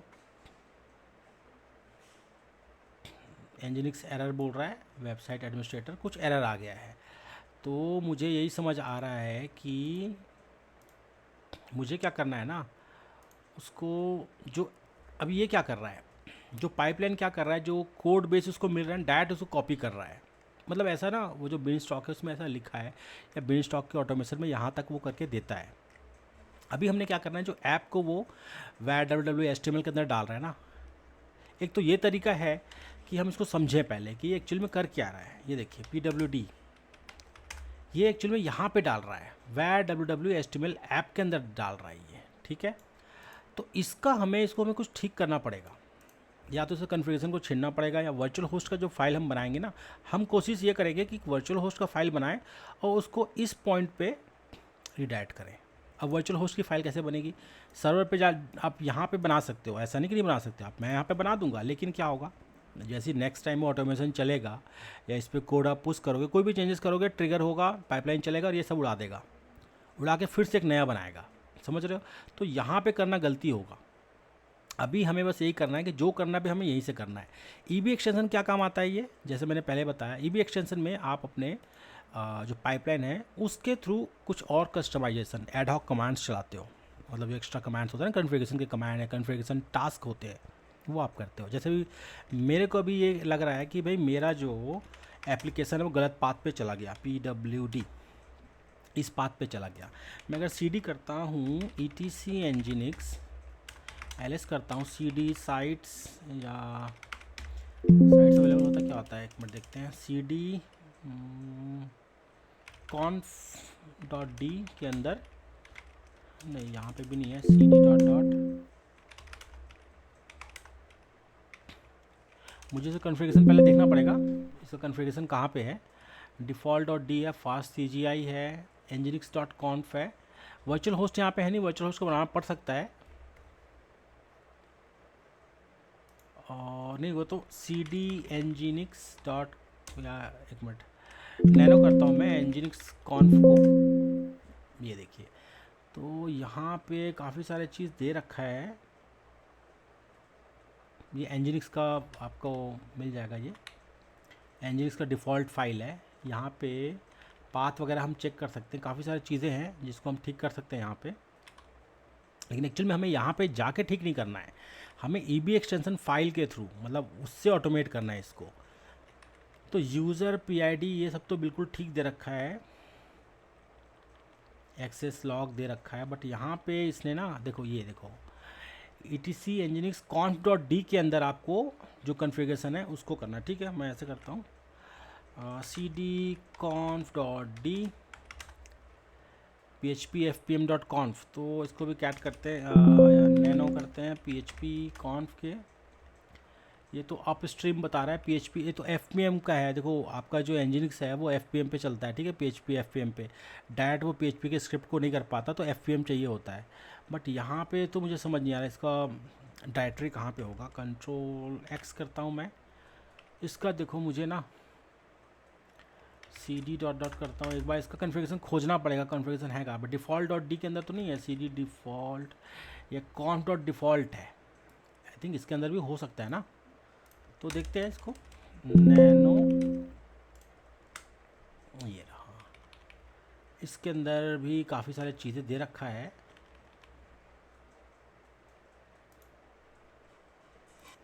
तो कहने का मतलब साफ है कि मुझे Nginx को ना फिर से रिकॉन्फ़िगर करना पड़ेगा, ठीक है। जो डिफ़ॉल्ट है उसको मैं नहीं छेड़ता, मैं ये कहता हूँ कि मेरा जो फाइल है, या तो मैं ईबी एक्सटेंशन में ये कहूँ कि ऐप के अंदर जो भी चीज़ को www.html आप डायरेक्ट कॉपी कर दो, एक तो ये तरीका है, ठीक है। तो इस तरीके से मैं कर सकता हूँ इसको, नहीं तो एक चीज़ ये कर सकता हूँ कि मैं वर्चुअल होस्ट बनाऊँ, वर्चुअल होस्ट में मैं ये लिखूँ कि ये जो मेरा फाइल है या ये जो मेरा एप्लीकेशन है, इसको वर्चुअल होस्ट के थ्रू मैं बताऊँ कि इसको आप इस वाले डोमेन पे चला दो, एक ये चीज़ हो सकता है, तो वो भी हम सीखेंगे। इसके थ्रू क्या होगा, मेरा ना जो एप्लीकेशन है वो चलने लग जाएगा। फ़िलहाल तो एप्लीकेशन अभी चल नहीं रहा क्योंकि फ़ाइल कहीं और जा रहा है। अगर मैं फ़ाइल की बात करूँ, CD var www.html, आपको समझ आ जाना चाहिए अगर आपको Nginx या Apache में अगर आपने काम किया है तो। एक्चुअली फ़ाइल मेरा यहाँ पे होना चाहिए, यहाँ पे ऐप नाम का फ़ोल्डर यहाँ पे एक्चुअली में आ रहा है। ये जो ऐप है ना, इसके अंदर जो भी फाइल्स है, ये मेरा एप्लीकेशन है, मान के चलो वेब एप्लीकेशन या वेबसाइट है, ये मेरा ऐप के अंदर आ रहा है। तो मैं इसका वर्चुअल होस्ट बना के मैं इसको ट्रिगर कर दूँ, इसको मतलब टारगेट कर दूँ, तो वो वर्चुअल होस्ट के थ्रू उस पर चल जाएगा। एक तो ये तरीका है। दूसरा ये है कि मैं ऐप के अंदर जो भी चीज़ें हैं उसको मैं वहाँ पे ले आऊँ। तो चलो एक करके देखते हैं, समझते हैं कि और क्या कर सकता है। तो ईबी एक्सटेंशन फाइल्स के बारे में मैं बात कर रहा था, इसके थ्रू मैं कस्टमाइज़ करूँगा। देखो मैं डायरेक्टली ना इसको नहीं छेड़ने वाला, इसको मैं बिल्कुल नहीं छेड़ने वाला। मैं बस इससे ना सिर्फ लॉग देखूँगा कि क्या क्या चल रहा है वहाँ पे। जो मुझे सबसे महत्वपूर्ण जो लॉग लग रहा है वो यही लग रहा है कि देखो 6/31/7/10 इस पे चला हुआ है ना CFN। देखो क्लाउड फॉर्मेशन के भी EB पब्लिश लॉग है, कई सारे काम की चीज़ें हैं। ये EB इंजन का लॉग है, एनजिनिक्स का जो लॉग होता है ये भी है। तो ये फ़िलहाल तो ज़रूरत नहीं मेरे को। मैं जो मेरा जो पाइपलाइन चलता है, फिर बिन स्टॉक यहाँ पे जो डिप्लॉयमेंट करता है, मुझे उसके लॉग्स चाहिए। तो वो मुझे क्लाउड इनिट में मिलेगा या मुझे मिलेगा क्लाउड इनिट आउटपुट लॉग में मिलेगा। दो में से किसी एक चीज़ में मिलेगा। मैं क्लाउड इनिट वाले लॉग को मैं टेल पे लगा सकता हूँ। मैं कहता हूँ टेल -F और इसको। अब मान के चलो अगर इसमें चलता है ना तो आउटपुट भी दिखाएगा ना ये। अगर मैं इसमें यहाँ से कुछ पुश करता हूँ और जैसे मेरा पाइपलाइन चलेगा और मान के चलो इसमें कुछ डिप्लॉयमेंट हुआ तो यहाँ पे भी आउटपुट दिखाई देगा ना। तो ऐसे हम ट्रैक भी कर सकते हैं, कोशिश करेंगे। EB एक्सटेंशन पे मैं गया, यहाँ पे मैं कहता हूँ एक फ़ाइल बना देता हूँ, 01 नाम देता हूँ। मैं कहता हूँ इसको आप nginx या ऐसे करता हूँ app relocate.config, ठीक है, ऐसा कुछ मैं बना देता हूँ। इस पर मैं यही कहूँगा इसको। अब मैं इसको समझाऊँगा कि मुझे एक्चुअली में क्या क्या करना है।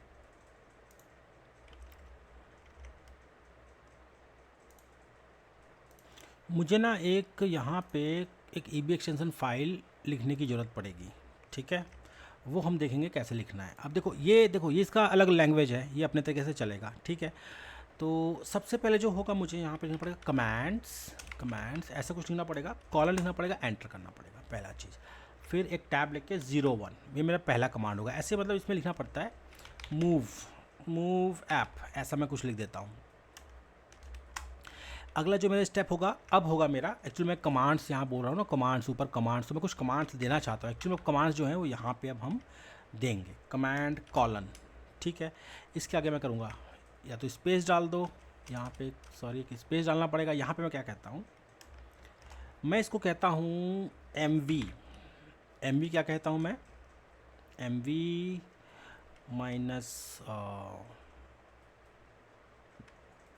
MV कर दो किसको, where www HTML ऐप को कहाँ पे कर दो, where www HTML पे। ऐसा मैं शायद कुछ लिख सकता हूँ। देखो मुझे अभी कुछ नहीं पता, मैं बस ऐसे करके देख रहा हूँ, ठीक है। मैं बोल रहा हूँ कि मूव कर दो, रिकर्सिव मूव कर दो आप where www HTML ऐप के अंदर जो भी चीज़ है उसको where www HTML के अंदर आप मूव कर दो। ये बस इतना ही मैंने बोला है। इसको मैं सेव कर दिया। मैंने सेव करने के बाद देखो यहाँ पे अब ये तो आ गया, बोल रहा है कि इसको कमिट करो। तो मैं बोलता हूँ कि EB या मूव ऐप फोल्डर, यही तो हमको कर रहे हैं ना, कमिट कर दिया मैंने। सिंक चेंजेस, तो अब ये सिंक हो जाना चाहिए वहाँ पे। और हमें क्विकली यहाँ पे देखना पड़ेगा कि अब यहाँ पे क्या होता है।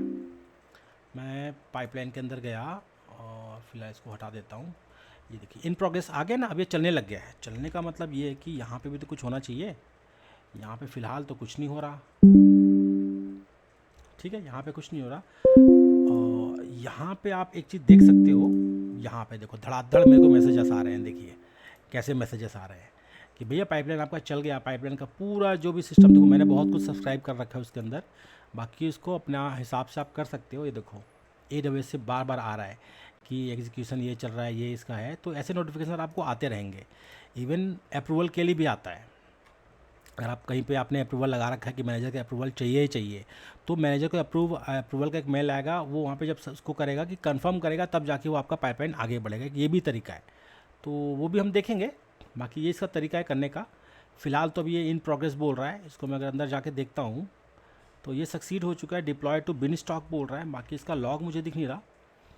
या तो ये होगा तो इसी पे डिप्लॉय करेगा नया, या होगा तो मैं शायद गलत फाइल पे हो सकता हूँ। देखते हैं इसमें कौन सा फाइल है जो चल रहा है। ये फिर फेल हो गया, तो अब इसको देखेंगे, समझेंगे ये क्यों फेल हो गया है।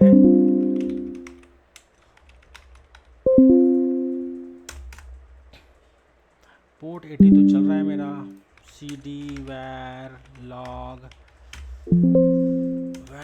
नहीं where var www html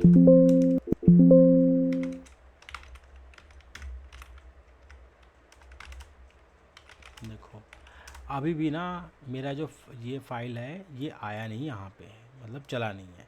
इसको ठीक करना ही पड़ेगा, समझना पड़ेगा कि ये क्या है।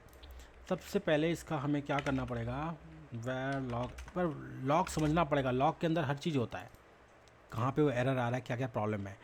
ये ई बी हुक है, ई बी क्लाउडफॉर्मेशन इनिट है, ई बी पब्लिश लॉग है, ये सब लॉग्स हमें देखने पड़ेंगे।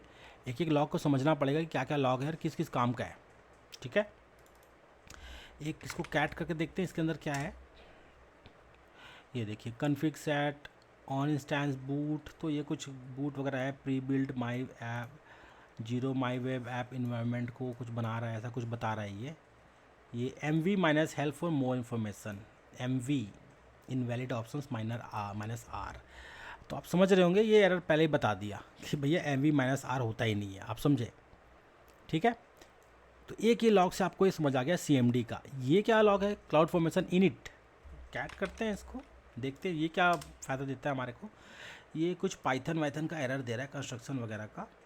मुझे नहीं पता पाइथन का यहाँ पे क्या काम है, होगा पाइथन का, जैसे कि हमारा एसएसएम एजेंट वगैरह है ना, या AWS CLI इसके अंदर इनबिल्ट होता है, तो उसके लिए भी हो सकता है कुछ ऑथेंटिकेशन वगैरह का प्रॉब्लम कर रहा होगा। तो ये तो मुझे समझ आ गया।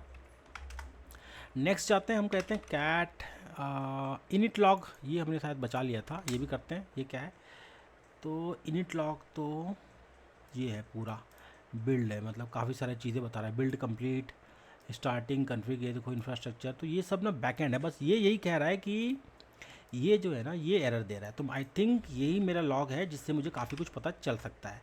बाकी और भी लॉग हम देखेंगे, ऐसा नहीं कि छोड़ देंगे। कैट करता हूँ मैं, और भी कुछ लॉग देखते हैं। CFN वायर क्रोनी तो चलो ठीक है, ये क्रोनी आपका टाइम के लिए होता है। ये देखो ये बड़ा सा लॉग आ रहा है, ये क्या चीज़ है, हैंडलर्स पाइथन फिनिश बोल रहा है, तो ये कुछ और है।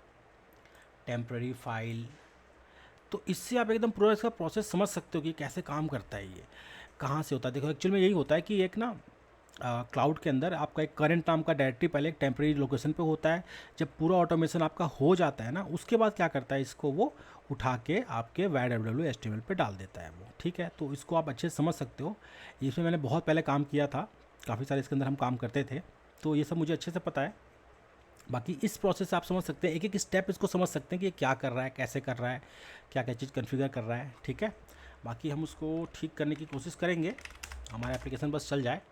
और देखते हैं कैट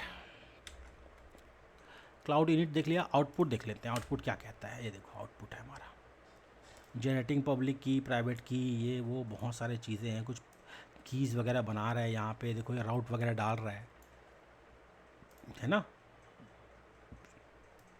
तो ये आई थिंक कॉन्फ़िगरेशन से रिलेटेड हो सकता है। नेक्स्ट जाते हैं, और कोई लॉग है। क्लाउड इनिट आउटपुट आ गया क्रोन। एक ये हमारा EBCFN है, ये देखते हैं क्या कहता है। ये इसमें कुछ भी नहीं है। कैट इनिट देखते हैं। इनिट के अंदर देखो काफ़ी सारी चीज़ें हैं, देखो result, EB tool, tail log, मतलब पूरे लॉग्स हैं इसके अंदर। ये देखिए अब यहाँ पे आपको समझ आएगा, काफ़ी सारी चीज़ें हैं। ये देखो ये इसके ना पूरा प्रोसेस जो चलता हुआ है, ये वो है, आपको ये समझना चाहिए। यहाँ पे मैंने कहा LS, यहाँ बोला, ये देखो कॉल लॉग है, started EB user data, sleep time, Beanstalk platform, ये देखिए यूज़र डेटा script.sh।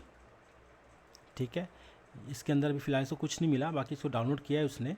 डाउनलोड करने के बाद ये कुछ चला रहा है, देखो signal URL, cloud formation, temp, ये देखो हेल्थ, ये देखो ये सब पूरा ना।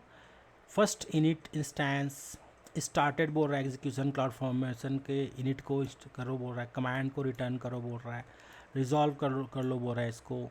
फिर connecting to elastic beanstalk platform, ठीक है यहाँ से कर रहा हूँ बोल रहा है, ये इसको कनेक्ट कर रहा हूँ। और देखो temp platform engine dot zip, इसको ये बोल रहा है डाउनलोड कर रहा है। ये देखो ये पूरा डाउनलोड दिखा रहा है यहाँ तक। ये फाइल को इसने डाउनलोड करके सेव कर लिया, टेम्प पे सेव कर लिया। ठीक है, प्लेटफॉर्म सेव कर लिया। ऑप्ट इलास्टिक बीन, देखो ऑप्ट के अंदर bean platform engine publish logs, ये को इनफ्लैट कर रहा है इसके अंदर, मतलब फाइल को अनजिप कर रहा है। अनजिप करने के बाद वो सक्सेसफुली बूट स्ट्रैप इंस्टेंसेस, मतलब आपका जो इंस्टेंस है उसको बूट स्ट्रैप कर दिया, मतलब जो इनिशियल कन्फिग्रेशन होता है ना वो कर दिया। बोला sending signal to cloud formation wait connection, ये देखो ये वेट कनेक्शन बोल रहा है इसको, मतलब ये बैकएंड में हो रहा है। ये सब चीज़ें अगर मैं अगर एनसाइबल पे करूँ तो सब चीज़ मुझे खुद लिखना पड़ेगा। आपको AWS बहुत चीज़ अपने आप ही दे रहा है, इंस्टेंस को कन्फिग्रेशन करना है वो सब चीज़ें हैं, ठीक है। तो थोड़ा सा सिंपल बनाने का कोशिश किया गया है यहाँ पे। Cloud formation EB command processor tail log बता रहा है यहाँ पे, टेलिंग बोल रहा है यहाँ पे, ये देखिए कोई अवेलेबल नहीं है बोल रहा है यहाँ पे, ठीक है। अगला बोल रहा है यहाँ पे cloud formation init tail log running config sets, ये सब चलाने के बोल रहा है ये। फिर वेयर लॉग हप लॉग, ये देखिए यहाँ पे कंप्लीटेड, मतलब बूट स्ट्रैप कर रहा है ये, यही बता रहा है ये, ठीक है। और कुछ है कैट हुक्स, EB हुक्स है, ये इंजन का है। हुक्स को देख लेते हैं एक बार, हुक्स क्या है। कैट इंजन के अंदर भी देखो platform engine finished,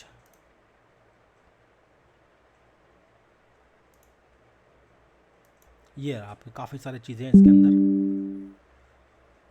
running command Meta data, तो आप इसको पूरा पढ़ के एक एक कमांड को समझ सकते हैं कि एग्जैक्टली कर क्या रहा है। यहाँ पे लास्ट तक देखो एरर ड्यूरिंग बोल रहा है, error stop running command, error EB extension build fail, please refer, executing clean up, US west, ये देखिए काफ़ी सारी चीज़ें आपको ये देखने को मिल रहा है। तो ये पूरा ट्रैक आप यहाँ से भी एंड पॉइंट से भी कर सकते हो, जो हमारा जो क्लाउड ट्रेल है वहाँ से भी कर सकते हो। अगर S3 बकेट में अगर आपने जो लॉक्स वगैरह जो डाले हैं उसके थ्रू भी इसको कर सकते हो। तो कहने का मतलब यहाँ पे मेरा यही है कि जो हमने पाइपलाइन लिखा है उसके अलावा जो इन्वायरमेंट बन रहा है ना उसके भी लॉग्स इसके अंदर आपको मिलेंगे। जो बिन स्टॉक भी अपने तरफ से करता है, जो क्लाउड फॉर्मेशन वगैरह करता है ना, वो सब चीज़ें आपको यहाँ पे मिल जाएगा, ठीक है। तो यहाँ तक हम आई थिंक हमने अच्छे से समझ लिया इसको। मतलब ये आपको ट्रबल शूट करने के काफ़ी काम आता है। जैसे आप एक्सपर्ट बनोगे ना इसमें, तो ये जो फाइल्स आप आराम से पढ़ोगे और उसको आप अच्छे से यूज़ कर पाओगे। फ़िलहाल मेरे को जो काम था वो फाइल था, आई थिंक वो फाइल मुझे था ये इनिट लॉग वाला था शायद, जहाँ पे मुझे कुछ एरर दे रहा था MV वाला। तो मैं इसी को ना क्या करूँगा, मैं इसको कैट करके रखूँगा, ठीक है। मैं इसको टेल कर लेता हूँ, टेल। अब होगा क्या, टेल करने से मेरे को क्या फ़ायदा होगा, जो भी उसके अंदर मैं यहाँ पे कुछ चेंजेस करूँगा यहाँ पे मुझे लगातार दिखाई देते रहेगा। तो मैं इसको ट्रैक भी कर सकता हूँ कि एरर क्या आ रहा है।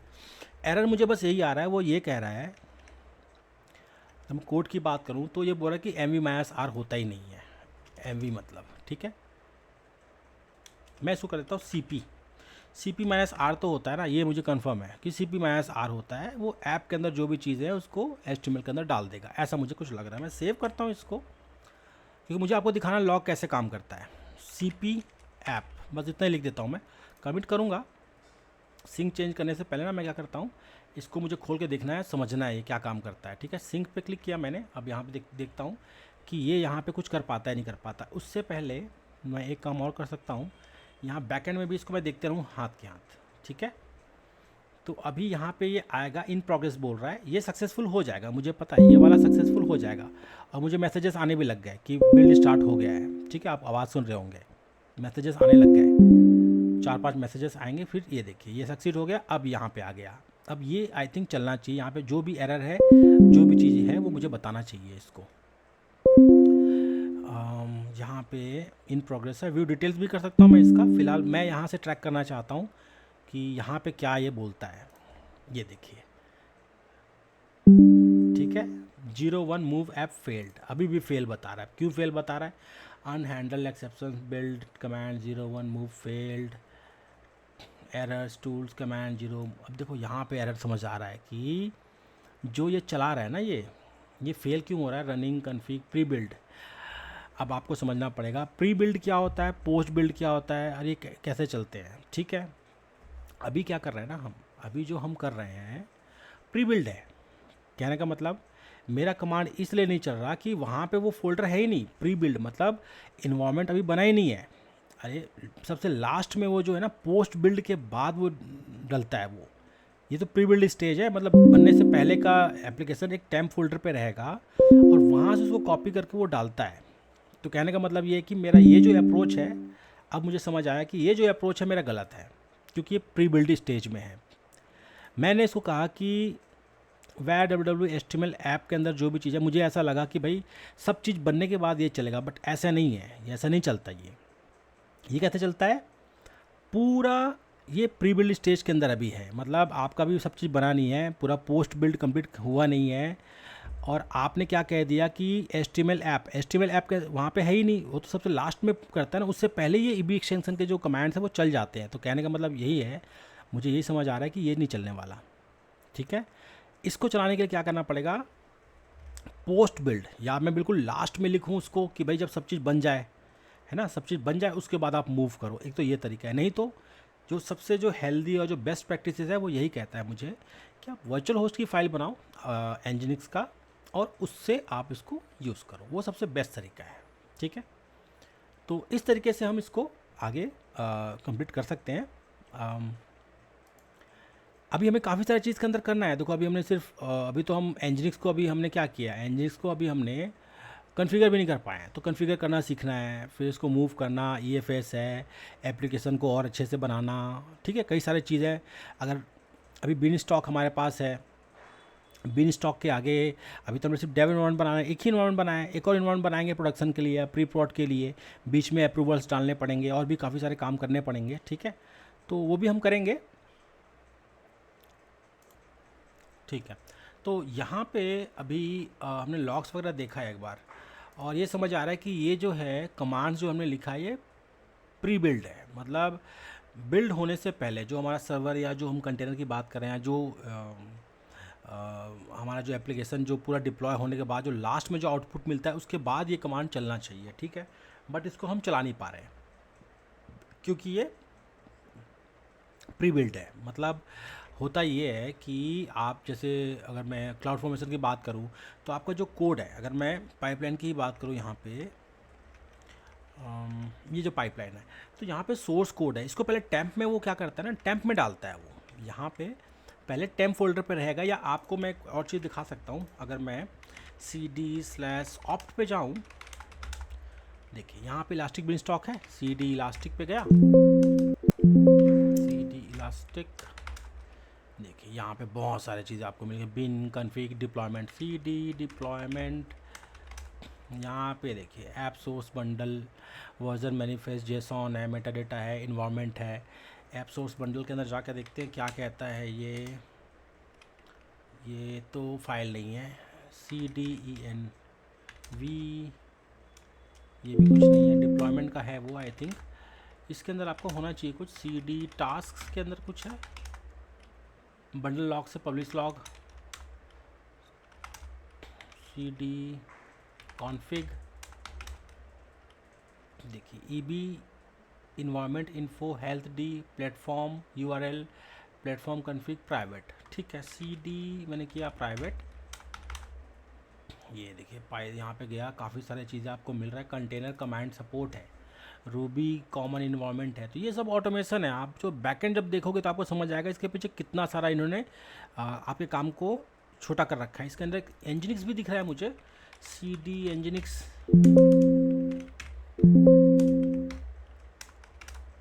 ये देखिए Nginx का कॉन्फ़िगरेशन का टेम्पलेट है, PHP FPM का टेम्पलेट है। तो कहने का मतलब ये एक बना बनाया आपका टेम्पलेट है। जैसे आप हम ऑटोमेशन स्टार्ट करते हैं तो ये सब चीज़ों को उठा के वो जो सर्वर है या जो लास्ट में आपको जो लास्ट में जो सर्वर मिलेगा डिप्लॉय होने के बाद, वो आपको इन्हीं टेम्पलेट से ही मिलता है। बाकी इसको हम छेड़ नहीं सकते। मैं सोचूंगा कि भाई यहीं पे मैं कुछ चेंजेस कर दूं और वहाँ पे चल जाए, तो ऐसा बिल्कुल नहीं हो सकता। आपको जो भी करना है EB एक्सटेंशन फाइल से ही आपको करना है। ये आपको प्री बिल्ड पहले से बनाया है। जब भी कुछ नया हम डिप्लॉयमेंट करेंगे ना, ये क्या होगा, ये सर्वर हट जाएगा, ये सर्वर हट जाएगा, एक नया सर्वर बन जाएगा, क्योंकि इसमें ऑटो स्केलिंग भी है ना। तो इस पर आप जो भी चीज़ आप सोच रहे हो कि मैं यहाँ पे कुछ एडिट कर दूँ वो चल जाए, तो वो होने वाला नहीं है। क्योंकि जैसे नेक्स्ट टाइम वो अगर आप इंस्टेंस को रिफ्रेश करोगे या लोड के हिसाब से आपके इंस्टेंसेस को कम करेगा या ज़्यादा करेगा, तो ये अपने आप ये जो EC2 का इंस्टेंस है वो हट जाएगा और नया इंस्टेंस आएगा। तो नया इंस्टेंस आएगा वो नए आपके जो कॉन्फ़िगरेशन है उसके हिसाब से ही आएगा। तो आप मैनुअली यहाँ पे कुछ ना करें, जो भी करना है हमें ईवी एक्सटेंशन से करना है। अब सवाल उठता है कि पोस्ट बिल्ड को कैसे हम करते हैं। ये कमांड्स है, यहाँ पे हमने सिर्फ कमांड्स लिखा हुआ है, ठीक है। कमांड्स जो है यहाँ पे बस ये कि कमांड्स ये प्री बिल्ड टास्क के लिए, मतलब सर्वर के पूरा बनने से पहले जो उससे पहले जो कमांड्स होते हैं उसको हम सिर्फ कमांड्स कहते हैं। बट एक और कमांड होता है हमारे पास, container command, container underscore commands, एक ये भी चीज़ होता है। ये क्या करता है, आपका पूरा कंटेनर बना, कंटेनर का मतलब यही होगा कि पूरा बनने के बाद ये पोस्ट बिल्ड के काम आता है, ठीक है। तो कंटेनर कमांड मैंने लिखा, तो जैसे आपको डेटाबेस को माइग्रेट करना है, कुछ यूजर्स बनाना है, पोस्ट बिल्ड के बाद, बनने के बाद, ठीक है, उस टाइम पे काम आता है। तो इस पर भी सेम यही होगा, मैं यहाँ पे 0 में लिख दूंगा, मूव ऐप लिख दूंगा, मैं यहाँ पे कमांड डाल दूंगा। कमांड के अंदर 2-3 चीज़ें हैं जिसको आपको देखना पड़ेगा। आप जैसे कि चाहे कैसे रिमूव करना है, आप ऐप गेट अपडेट चलाना है, उसके बाद या कुछ भी चीज़ नया कॉन्फ़िगर करना, आप यहाँ पे कर सकते हो। फिलहाल मैं यहीं तक रखता हूँ, कंटेनर कमांड्स के तक ही रखता हूँ मैं, कंटेनर कमांड्स, इसको मैं सेव करता हूँ। ये पोस्ट बिल्ड के बाद चलता है ऐसे बोलते हैं, ठीक है। देखते हैं इसको चलता नहीं चलता। मूव ऐप कंटेनर कमांड, ऐसा मैं अपने याद के लिए लिख देता हूँ, ठीक है। वापस मैं जाऊँगा एक बार, यहाँ पे मैंने क्या किया ना, cd var log, यहाँ पे मैं था, टेल करना है मुझे, ये वाला कमांड था टेल वाला, ये वाला, ठीक है। थोड़ा सा मैं गैप दे देता हूँ, जैसे ये चले ना, जैसे मैं इसको चलाऊँ तो वो मुझे दिख जाए। अब यहाँ पे ये अपने आप चलना चाहिए और यहाँ पे मुझे इसका आउटपुट दिखना भी चाहिए, ठीक है। इसको देखते हैं कितना टाइम में चलता है। मैंने सिंक तो करा दिया, अब देखिए कितना टाइम में चलता है ये। देखिए चल गया, मेरे को मैसेजेस आने लग गए, मतलब चल गया। ये स्टार्ट भी नहीं हुआ, मेरे को पहले मैसेजेस आ गया, ठीक है। तो इससे आपको नोटिफिकेशन मिलता है, ये इन प्रोग्रेस बता रहा है। ये माइट भी हो सकता है कि मुझे इसको रिफ्रेश करना पड़ सकता है, ये इन प्रोग्रेस दिखा रहा है। और यहाँ पे अब मेरे कुछ यहाँ पे आना चाहिए, चला तो, वो चलने की बात है, चला तो अभी भी फेल्ड बोल बता रहा है ये। Unhandled exception command 01 move failed, recent calls command fail बोल, अभी भी कमांड फेल बोल रहा है। यहाँ पे cp-r ये कमांड फेल बोल रहा है, command 01 error encounter during build of post build, post build 01 move app, ये environment command 01 move app failed. तो अभी भी ये फेल दिखा रहा है, इसको और देखना पड़ेगा कि ऐसा क्यों कह रहा है ये।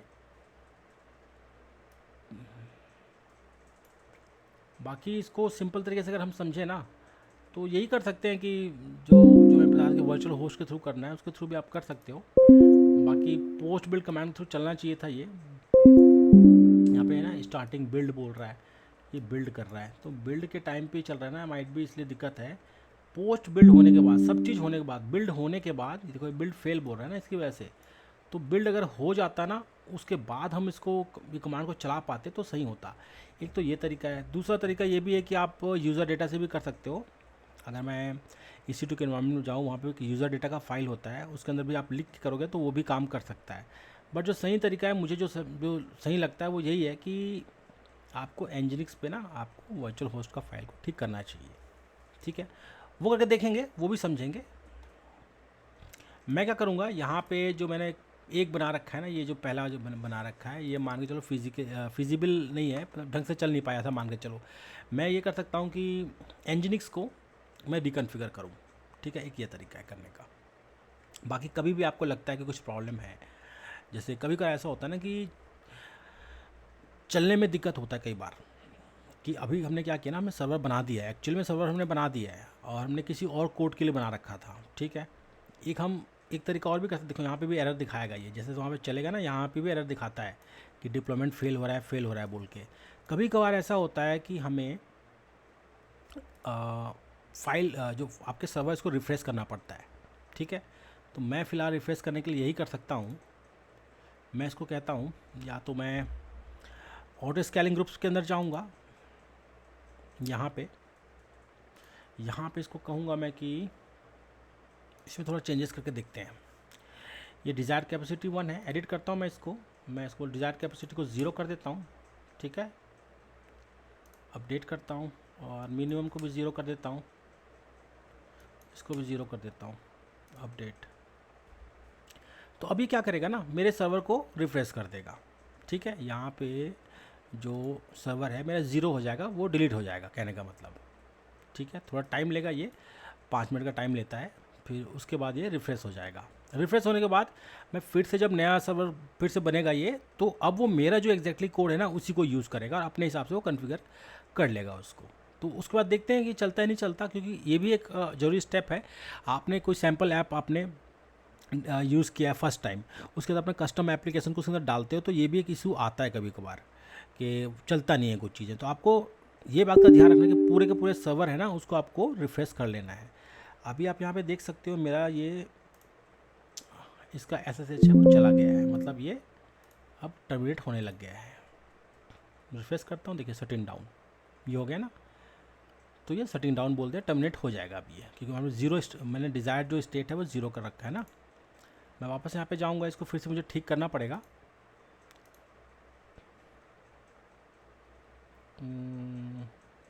यहाँ पे था मैं, एडिट ग्रुप साइज़, इसको 1 करना है, मिनिमम 1 करना है, इसको 2 करना है। ठीक है, इसको अपडेट कर देता हूँ।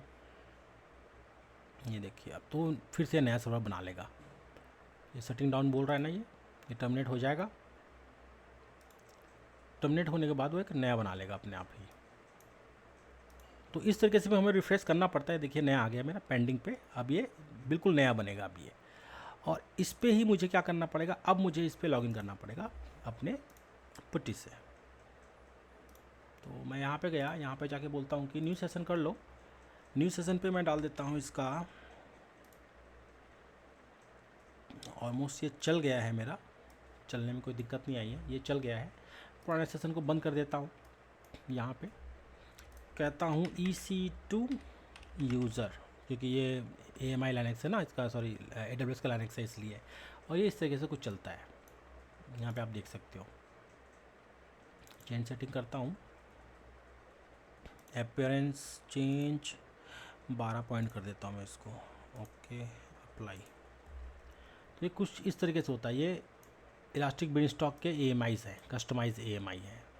ठीक है, देखो क्या हो रहा है, चेंजेस मेड विया SSH will be lost if the instance is replaced by auto scaling. ठीक है, आपको पहले ही बता देता है ये। नेट स्टेट -TUPANL, तो यहाँ पे मेरा अभी देखो Nginx नहीं चल रहा है, यहाँ पे 22 पोर्ट तो चल रहा है, Nginx नहीं चल रहा है जहाँ तक मुझे लग रहा है। कर्ल करूँ, कर्ल लोकल होस्ट, हाँ systemctl Nginx स्टेटस Nginx नहीं चल रहा है। Nginx ये भी प्रॉब्लम है कि Nginx भी नहीं चल रहा। ठीक है, तो इसको भी ठीक करना पड़ेगा, बाकी थोड़ा वेट करते हैं। ये यहाँ पे देखते हैं cd var www html, यहाँ पे देखिए अभी यहाँ पे क्या है ना, जो डिफ़ॉल्ट इनका जो फाइल है ना index.php वाला, ये आया हुआ है और Nginx अभी चल नहीं रहा, वेब ऐप नाम का इसका यूज़र है। तो अभी यही हो रहा है कि ये सैम्पल जो है ना उसके हिसाब से ले रहा है ये। तो या तो मैं इसको ठीक कर लूँ, एक तो ये तरीका है कि इसको मैं ठीक कर लूँ, है ना, कि अपना एप्लीकेशन को डाल दूँ उसको, एक तो ये तरीका है, या फिर मैं वहाँ से इसको यहाँ पे डालूँ, एक ये है। बाकी एक चीज़ हम और कर सकते हैं, वो ये है, अगर मुझे छेड़ना ही है तो मैं ये करता हूँ कि ऐप को मैं हटा ही देता हूँ ना, ऐप को क्या कर देता हूँ ना, इसको डाल देता हूँ इकट्ठे एक साथ और ये अपने आप चले। मुझे ऐसा कुछ करना पड़ेगा। मैं यहाँ पे जाता हूँ, रिवील इन फाइल एक्सप्लोरर करता हूँ, ये मेरा ये कोड है, ये भी एक्सटेंसन है। मैं कहता हूँ ऐप के अंदर जो भी चीज़ Ctrl+A Ctrl+X वापस डाल के यहाँ पे करके देखते हैं, मतलब जुगाड़ कुछ भी करके आपको लगाना पड़ेगा, कुछ ना कुछ जुगाड़ लगाना पड़ेगा। तो ये मैंने इसको बाहर निकाल दिया, ये देखो मैंने बाहर निकाल दिया। ठीक है, इसको कमिट करना पड़ेगा। और ये जो कमांड है मूव ऐप वाला कमांड है, ये तो चल नहीं रहा, तो इस EB एक्सटेंशन को या तो मैं हटा दूंगा या एक कमांड और डाल देता हूँ, system C T L start nginx. ठीक है, एक ये कर सकता हूँ, स्टार्ट ऐप। ये पूरा होने के बाद चले, ये सेव कर दिया मैंने इसको भी। यहाँ से मैं कमिट करता हूँ मूव्ड, नहीं को यहाँ लिखता हूँ कि मूव्ड ऐप फाइल्स, ऐसा कुछ लिख देता हूँ। कमिट किया मैंने। और उससे पहले मुझे क्या करना पड़ेगा ना, एक बार लॉग्स भी चेक करना पड़ेगा मुझे। यहाँ पे cd करता हूँ, ये क्या कह रहा है, अब देखो वो फाइल चला गया वहाँ से,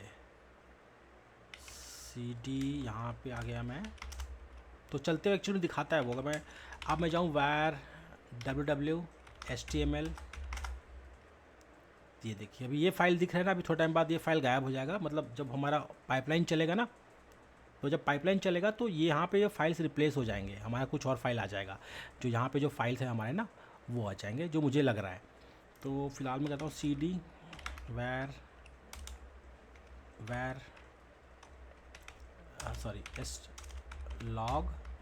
लॉग के अंदर मेरा जो फाइल था क्लाउड वाला था, cfn init था या क्लाउड इनिट लॉग था, ये वाला लॉग था शायद। कैट करता हूँ एक बार समझ आ जाएगा। हाँ यही वाला था, running config set build complete बोल रहा है। देखो पूरा का पूरा बिल्ड कंप्लीट बोल रहा है, ये बिल्ड हो गया बोल रहा है ये। बट इसने तो एनजिनिक्स चलाया ही नहीं, एनजिनिक्स चलाना भी चाहिए था। होगा कुछ इसका, समझेंगे, क्योंकि मैंने कुछ और इन्वायरमेंट ले लिया ना वहाँ पे, इसलिए है। कैट किया मैंने क्लाउड इनिट वाले लॉग को, तो ये काफ़ी लंबा दे रहा है, ये बहुत सारी चीज़ दे रहा है, एक एक चीज़ को अच्छे से डिबग करा रहा है ये।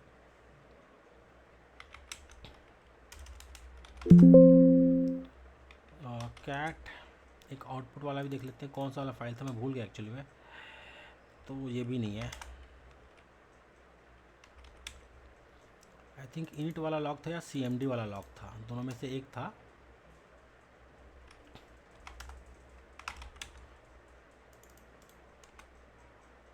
चलो मैं यहीं पे छोड़ देता हूँ, आई थिंक देखते हैं। ये तो सब पूरा अच्छे से चल गया बोल रहा है, ये पूरा चलता हुआ चीज़ है, बस यहाँ पे आपका एनजिनिक्स नहीं चल रहा। मैं इसी को करता हूँ टेल -f, ठीक है। चलिए थोड़ा गैप दे दिया मैंने यहाँ पे, इसको सिंक करता हूँ, सिंक कर दिया मैंने चेंजेस को। अब देखते हैं क्या छेड़ता है वहाँ पे। नहीं होगा तो देखो AMIs हमें चेंज करने पड़ सकते हैं, ऐसा नहीं कि AMIs चेंज नहीं करने पड़ेंगे, चेंज करने पड़ सकते हैं हमारे को। ये यहाँ पे सोर्स पे आ गया, डिप्लॉय में अभी आया नहीं है। मैं यहाँ पे हूँ, मैं वेट कर रहा हूँ कि इसको डिप्लॉय होता है नहीं होता। अभी सोर्स पे है, ये इन प्रोग्रेस चल रहा है। अब देखो मेरे को मैसेजेस आने लग गए हैं कि ये वाला पाइपलाइन चल रहा है। और इसके बाद ये देखो सोर्स कंप्लीट हो गया, अब बेन स्टॉक में ये डिप्लॉय करेगा। तो जैसे मैंने वहाँ पे चेंजेस किया, ये पाइपलाइन चलता है, ये डिप्लॉय करता है।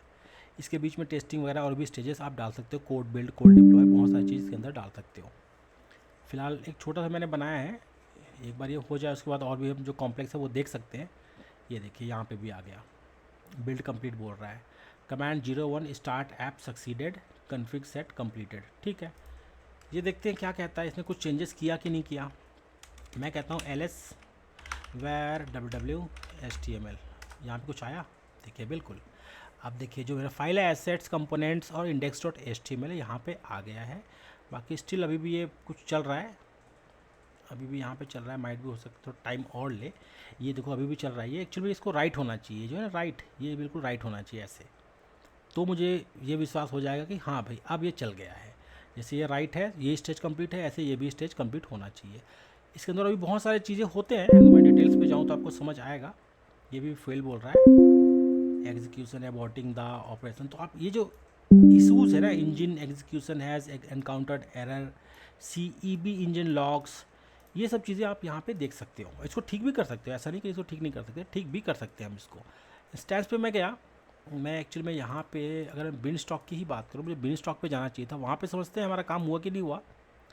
देखो आपके AMI अलग चीज़ है, AMI के में कुछ अलग चीज़ होगा, तो उसकी वजह से शायद वो ना चलता हो या कुछ दिक्कत हो सकता है उसको।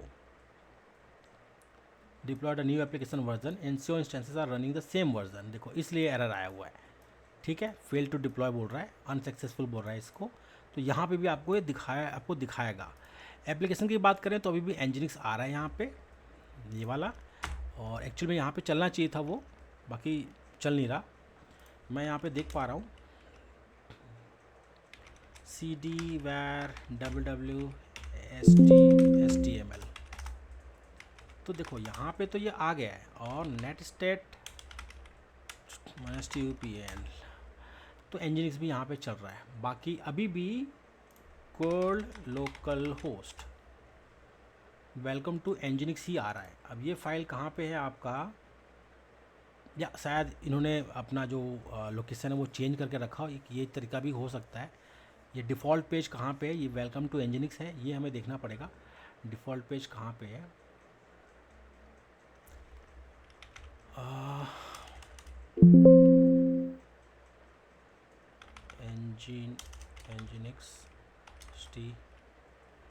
एनजीनिक्स configuration file etc@nginx.com syntax okay nginx conf। देखो etc@nginx के अंदर nginx conf नाम का जो है ना, ये एक्चुअल में कॉन्फ़िगरेशन फाइल है इसको हम करते हैं नैनो, इससे समझते हैं इसके फाइल्स वगैरह है कहाँ पे। तो ये यहाँ पे एरर आ गया, ठीक है, एरर बता रहा है, लॉग एक्सेस कहाँ पे है, इंक्लूड होगा ना, वो कॉन्फ डी है, ये कॉन्फ डी है ना, इसके अंदर भी कई सारे हैं। etc एनजीनिक्स डिफ़ॉल्ट और डी के अंदर कॉन्फ है, इसको भी इंक्लूड करने के लिए बोला है। रूट, ये देखिए यहाँ पे यूज़र शेयर एनजीनिक्स HTML, एक यहाँ पे गलती ये है हमारे पास कि यूज़र शेयर एनजीनिक्स HTML यहाँ पे आपको डालना है, हमने गलती यही पे यहाँ पे यही किया हमने, ठीक है, कि यूज़र शेयर एनजीनिक्स HTML जो है, अगर मैं यहाँ पे जाऊँ कंट्रोल X करता हूँ CD, तो एक्चुअली मेरा जो रूट है ना वो यहाँ पे है, ये देखिए। तो इसमें जो इंडेक्स जो HTML फाइल है एक्चुअली ये चल रहा है और वो वाला नहीं चल पा रहा, ठीक है। ये एरर आपको समझ आ गया, इसको हमें ठीक करना है। ठीक करने का तरीका क्या है, या तो मैं इसको ये बोलूँ पोस्ट बिल्ड के बाद, या यहाँ पे ही मैं डिप्लॉय करूँ, ठीक है, एक ये तरीका है। तो जो भी फाइल है मेरा, है ना, जो भी मेरा AMI है, AMI पे मैं ये इसको बोलूँ कि मेरा जो एप्लीकेशन है उसको यहाँ पे कॉपी कर दो, ठीक है, तो शायद वो कुछ कर सकता है। देखते हैं इसको भी कैसे ठीक कर सकते हैं।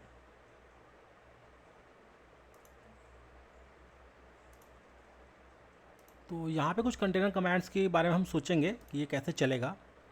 मैंने एक कमांड डाला था, बोला सिस्टम CTL स्टार्ट एनजीनिक्स, ठीक है, यहाँ तक तो ठीक आ गया। मैं कहता हूँ इसको 02 कर लो, स्टार्ट ऐप है ना, उसको कुछ और बनाएंगे। 02 पे आप स्टेप कर लो, रिमूव ओल्ड या रिमूव फाइल्स कर लो।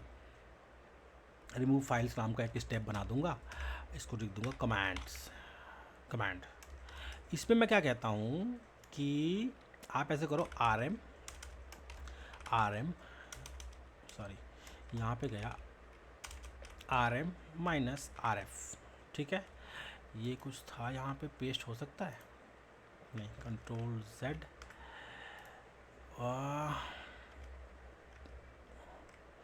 यहाँ पे थे ना हम, ये वाला pwd, ये वाला, मैं इसको कहता हूँ, यहाँ से कॉपी किया मैंने, यहाँ पे गया कंट्रोल V, ठीक है, rm-rf कर दो इसको।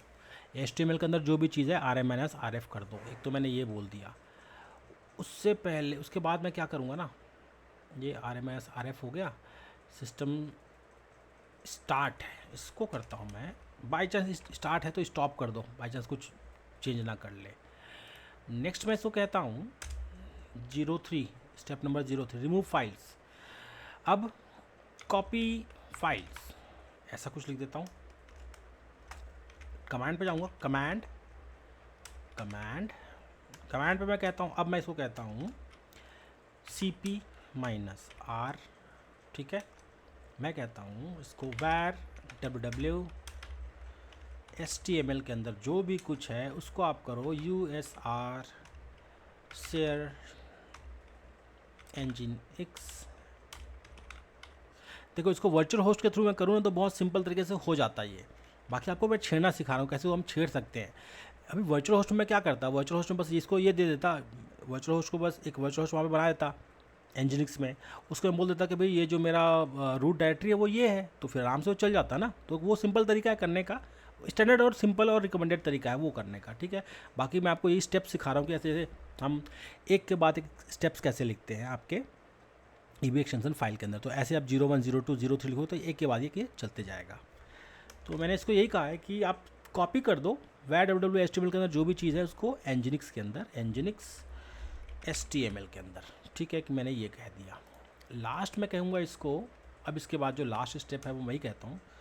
थोड़ा सा पीछे जाऊँगा, मैं कहूँगा 04 स्टार्ट ऐप या स्टार्ट वेब ऐप कर दो, तभी से ठीक है। आपको बस समझ आना चाहिए, बाकी आप उसको अच्छे तरीके से अपने हिसाब से अच्छा कमांड वगैरह जो भी आप देना है आपको समझ आ जाए। मैं बोलता हूँ systemctl स्टार्ट nginx, ठीक है। ये क्लोज। अब देखो इसमें से अगर कोई भी चीज़ नहीं चला ना तो फिर वो एरर देगा। तो यहाँ पे मैंने कोड्स मैंने अच्छे से डाल रखे हैं यहाँ पे systemctl। सबसे पहले अगर nginx चल रहा है तो पहले भैया इसको स्टॉप कर दो, स्टार्ट है ना, स्टार्ट को स्टॉप कर दो, stop app, remove files, copy files, start app, ये कर दिया मैंने। इसको सेव करता हूँ और देखते हैं क्या कहता है। यहाँ पे कह रहा है कि एडिटेड ईबी एक्सटेंशन फाइल्स, ठीक है, ऐसा कुछ लिख दिया मैंने। मुझे याद रहा कि मैंने क्या किया है। यहाँ पे सिंक पे क्लिक कर दिया है, यहाँ पे मैं चला गया हूँ और यहाँ पे मैंने टेल नहीं किया एक्चुअली में, cd var log Ctrl+R tell, ये वाला। अब देखो मेरे को मैसेजेस आने लग गए हैं और यहाँ पे मुझे ये यहाँ पे आना था, यहाँ पे ये वाले पे अभी ये चलना चाहिए था। ये देखिए सक्सीड हो गया, डिप्लॉयमेंट यहाँ पे अब चल रहा है। और यहाँ पे मेरे को कुछ आना चाहिए, अगर एरर आएगा तो यहाँ दिखाई देगा। बाकी मुझे मैसेजेस भी आ रहे हैं, साइड बाय साइड मैसेजेस भी आते हैं।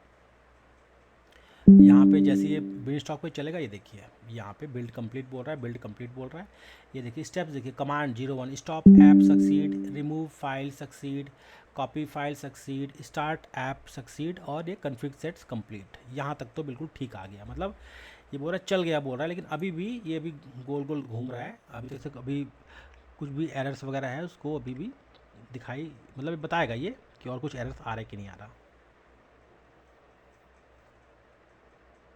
थोड़ा वेट करते हैं।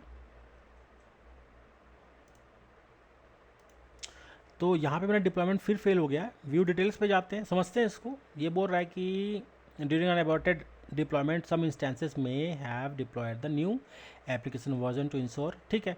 ये ऐसा इसीलिए है क्योंकि हमने क्या किया ना, हमने बिन स्टॉक यही कहा था कि जो कोड है वो हमने सैम्पल कोड यूज़ किया था, तो इसकी वजह से दिक्कत कर सकता है ये। आप बस ये सैम्पल कोड की जब आप अपना कोड को अपलोड कर दो तो उससे एरर नहीं आएगा। बाकी इसको आप रिफ़्रेश करोगे तभी से चल जाएगा फ़िलहाल तो, ठीक है। तो जब भी हम इंस्टेंस को रिफ़्रेश कर रहे हैं तो क्या हो रहा है, वो जो सैम्पल कोड है उसी को बार बार डाल रहा है, फिर हमारा जो पाइपलाइन क्या कर रहा है उसको जाके वहाँ रिप्लेस कर रहा है। बाकी अगर हम यहाँ पे अगर इन्वायरमेंट की बात करें, यहाँ पे अभी भी एरर दिखा रहा है। एरर तो बिल्कुल दिखाएगा ये बार बार, लेकिन यहाँ पे अगर मैं जाऊँ उसको कहता हूँ कि भाई मेरे को एप्लीकेशन, अब मेरा एप्लीकेशन चला, देखिए एप्लीकेशन बिल्कुल चला है, आ गया एप्लीकेशन आपका, ठीक है। तो वो जो चीज़ें हैं ना, इसका जो इन्वायरमेंट का इशू है, इस बस आपको बस यही करना है कि सैम्पल ऐप आप यूज़ ना करें, आप उसको अपना ही कोड, जो रियल जो आपका कोड है उसको इनिशियली आप डाल दो ताकि वो एरर बार बार ना दे। बाकी इस तरीके से हमारा पाइपलाइन चलता है। बस ये है कि यहाँ पे भी फेल दिखा रहा है, वो उसी वजह से दिखा रहा है। बस मुझे क्या करना है वहाँ पे, अब जब मैं इसको अगर फिर से मैं इसको ठीक करना चाहूँ ना, तो बिन स्टॉक को मेरे को क्या करना पड़ेगा, फिर से नया इन्वायरमेंट बनाना पड़ेगा और वहाँ पे अपना नया कोड डालना पड़ेगा। बाकी इस तरीके से आपका पूरा चलेगा। इसके आगे आप और भी स्टेजेस बना सकते हैं, जैसे अभी ये मैं डेवलपमेंट की तरह मैं इसको ले रहा हूँ, इसके आगे आपको स्टेजिंग फिर प्रोडक्शन की तरह आपको लेना पड़ेगा। ब्लू ग्रीन डिप्लॉयमेंट जो होता है ना इन्वायरमेंट, वैसे भी आप बना सकते हो चाहो तो। फ़िलहाल मेरा ये जो है ऑलमोस्ट पाइपलाइन चल गया है। अब जैसे आप अगर मैं आपको ये जो दिखाऊं, इसके हिसाब से बिल्कुल चल गया है ये, ठीक है। बाकी यहाँ पे ये दिक्कत अभी भी दे रहा है, वो इसीलिए क्योंकि मैंने ना ये जो इन्वायरमेंट है इसको मैंने थोड़ा गलत बना दिया था। उस टाइम पे मैंने सैम्पल ऐप को डाल दिया था, इसलिए है। बाकी ये इसी तरीके से चलता है जो आपके पाइपलाइंस हैं वो।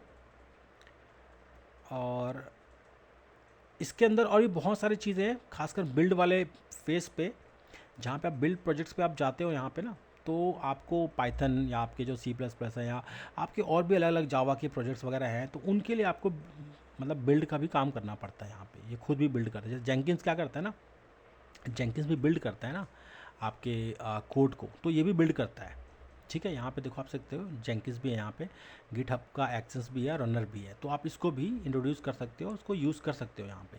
बाकी एक ये फ्लो है, सोर्स में आपका कोड कमिट ऑलरेडी डेप्रिकेट हो गया है, इसलिए इसको हम ढंग से अभी यूज़ नहीं कर पा रहे। नहीं तो आपको गिटहब की ज़रूरत ही नहीं थी। आप यहीं पे अपना रिपोजिटरी बनाओ, उसके बाद बिल्ड आर्टिफैक्ट्स के बाद बिल्ड आर्टिफैक्ट्स, आपका जो भी आउटकम होता है ना, ये आपका S3 बकेट में एक चला जाता है। मैं वो भी दिखा सकता हूँ आपको।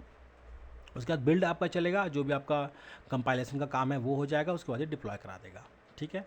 और ये पूरा का पूरा मैनेज कौन करता है? पाइपलाइन। ये आप यहाँ पे पाइपलाइन बनाओ, पाइपलाइन के अंदर सब चीज़ आपको डिफाइन करना पड़ेगा। स्टेजेस आप बना सकते हो, अप्रूवल बना सकते हो, अलग अलग उसके अंदर एक्शंस भी डाल सकते हो कि वो कैसे चलेगा, क्या चलेगा, ठीक है। तो ये इस तरीके से पूरा आपका कोड पाइपलाइन चलेगा। एक बार S3 की तरफ भी हम समझ सकते हैं S3 में क्या है, क्योंकि S3 ये सब चीज़ में ना काफ़ी मतलब जो भी आपका आउटपुट है, लॉग्स वगैरह है, वो S3 के अंदर ही जाता है। अगर मैं S3 बकेट के अंदर जाऊँ, यहाँ पे ये देखिए CF templates, code pipeline, elastic beanstalk, ये देखिए वेस्ट 2 के अंदर था ना हमारा, ये देखिए कोड पाइपलाइन का है। ये कोड पाइपलाइन का देखिए my web app pipeline, source artifact, ये अब मेरा सोर्स आर्टिफैक्ट है। देखो जैसे बनते हैं जिप फाइल, देखो ये जिप फाइल बनते हैं ना 1.4 MB का, और यहाँ पे बनते जा रहा है और उसको वहाँ पे डिप्लॉय करते जा रहा है। तो आप समझे कि एक दूसरे से कितना ये पास पास जुड़े हुए हैं। बकेट्स के अंदर मैं जाऊँ, एक यहाँ पे वेस्ट 2 में मैंने बनाया था नहीं, ओरेगॉन वेस्ट 2 है, देखो इलास्टिक बीन स्टॉक के रिसोर्सेज है। तो इसके अंदर ही आपको काफ़ी सारी देखो इन्वायरमेंट मिलेगा, ये इन्वायरमेंट के फाइल्स आपको मिलेंगे। तो वो सब जो चीज़ें हैं जो रन टाइम वगैरह है वो आपको यहाँ पे मिल जा रहे हैं। ये देखिए beanstalk dot beanstalk का है ये। और बकेट्स के अंदर और भी क्या चीज़ें हैं, एक ये CF टेम्पलेट है, आई थिंक ये पुराना होगा, ईस्ट के अंदर है ये। वेस्ट 2 के अंदर ये हमने दो चीज़ पे भी हमने काम किया है। तो ये सब टाइटली कपल्ड है एक दूसरे के साथ, जो मिल के एक अच्छा एप्लीकेशन वगैरह आपको बना के देते हैं। फिलहाल मैं करूँगा इसको अब डिस्ट्रॉय। ये देखिए मेरा जो इन्वायरमेंट है, ये देखो अभी ग्रीन हो गया, अपने आप ही ग्रीन हो गया। हालांकि अभी भी एरर दे रहा है ये, बट ये ग्रीन हो गया क्योंकि चल गया ना। वो एक्चुअल में क्या हुआ, आपका एप्लीकेशन जो है वो चल गया ना, ये एप्लीकेशन जो चल गया तो भाई ये ग्रीन हो गया इन्वायरमेंट। तो ऐसे एरर्स आते हैं, ये मतलब आप ये कह लो टेक्निकली एरर है, बट आपका पाइपलाइन चल रहा है, पाइपलाइन में कोई प्रॉब्लम नहीं है। हाँ कुछ कॉन्फ़िगरेशंस हैं जिसको आप ठीक करोगे तो वो चल जाएगा, बाकी यहाँ पे आपको ग्रीन दिख जाएगा, ठीक है। तो हमारा पाइपलाइन बिल्कुल परफेक्टली तरीके से चल गया है। बस आपको जो ये सब चीज़ें हैं ना, इसको थोड़ा ठीक करना पड़ेगा। बाकी हमारा जो मोटिव था पाइपलाइन को चलाने का था, हमने पाइपलाइन अच्छे से चला के दे दिया है, ठीक है। नेक्स्ट वीडियो में हम एनसाइबल या टेराफॉर्म को लेके चलेंगे। अभी तो हमने जो इनबिल्ट सर्विसेज हैं उसको ही हमने यूज़ किया। यहाँ पे आप चाहो तो जो डिप्लॉयमेंट है आपका इलास्टिक बीन स्टॉक की जगह ECR या EKS को भी आप ले सकते थे। थर्ड पार्टी और भी टूल को इंटीग्रेट कर सकते थे। इवन आप चाहो तो गिटहब का एक्शंस या गिटलैब का रनर है वो यूज़ कर सकते थे। और भी थर्ड पार्टी टूल्स होते हैं, जेंकिंस को भी आप इंटीग्रेट कर सकते थे चाहो तो, बट वो थोड़ा कॉम्प्लेक्स हो जाएगा, मिक्स हो जाएगा। बाकी हमने यही कोशिश किया कि आपको ये CI/CD पाइपलाइन जो है कोड पाइपलाइन के थ्रू समझ आ जाए। ऐसे ही आपका सेम एज़ोर के अंदर डेवऑप्स होता है, वहाँ पे भी सेम इसी तरीके से काम होता है। उसको हम एक सेपरेट वीडियो में उसको हम करेंगे। तो आई थिंक हमने आज के लिए काफ़ी अच्छा कर लिया है। हमारा जो एप्लीकेशन है बिल्कुल चलते हुए हालत में है। अब इसको हम जो भी एडिट वगैरह करेंगे वो चलेगा इसके हिसाब से, ठीक है। तो आज के लिए इतना ही, मैं आपसे मिलूंगा मेरे नेक्स्ट वीडियो में। तब तक के लिए धन्यवाद।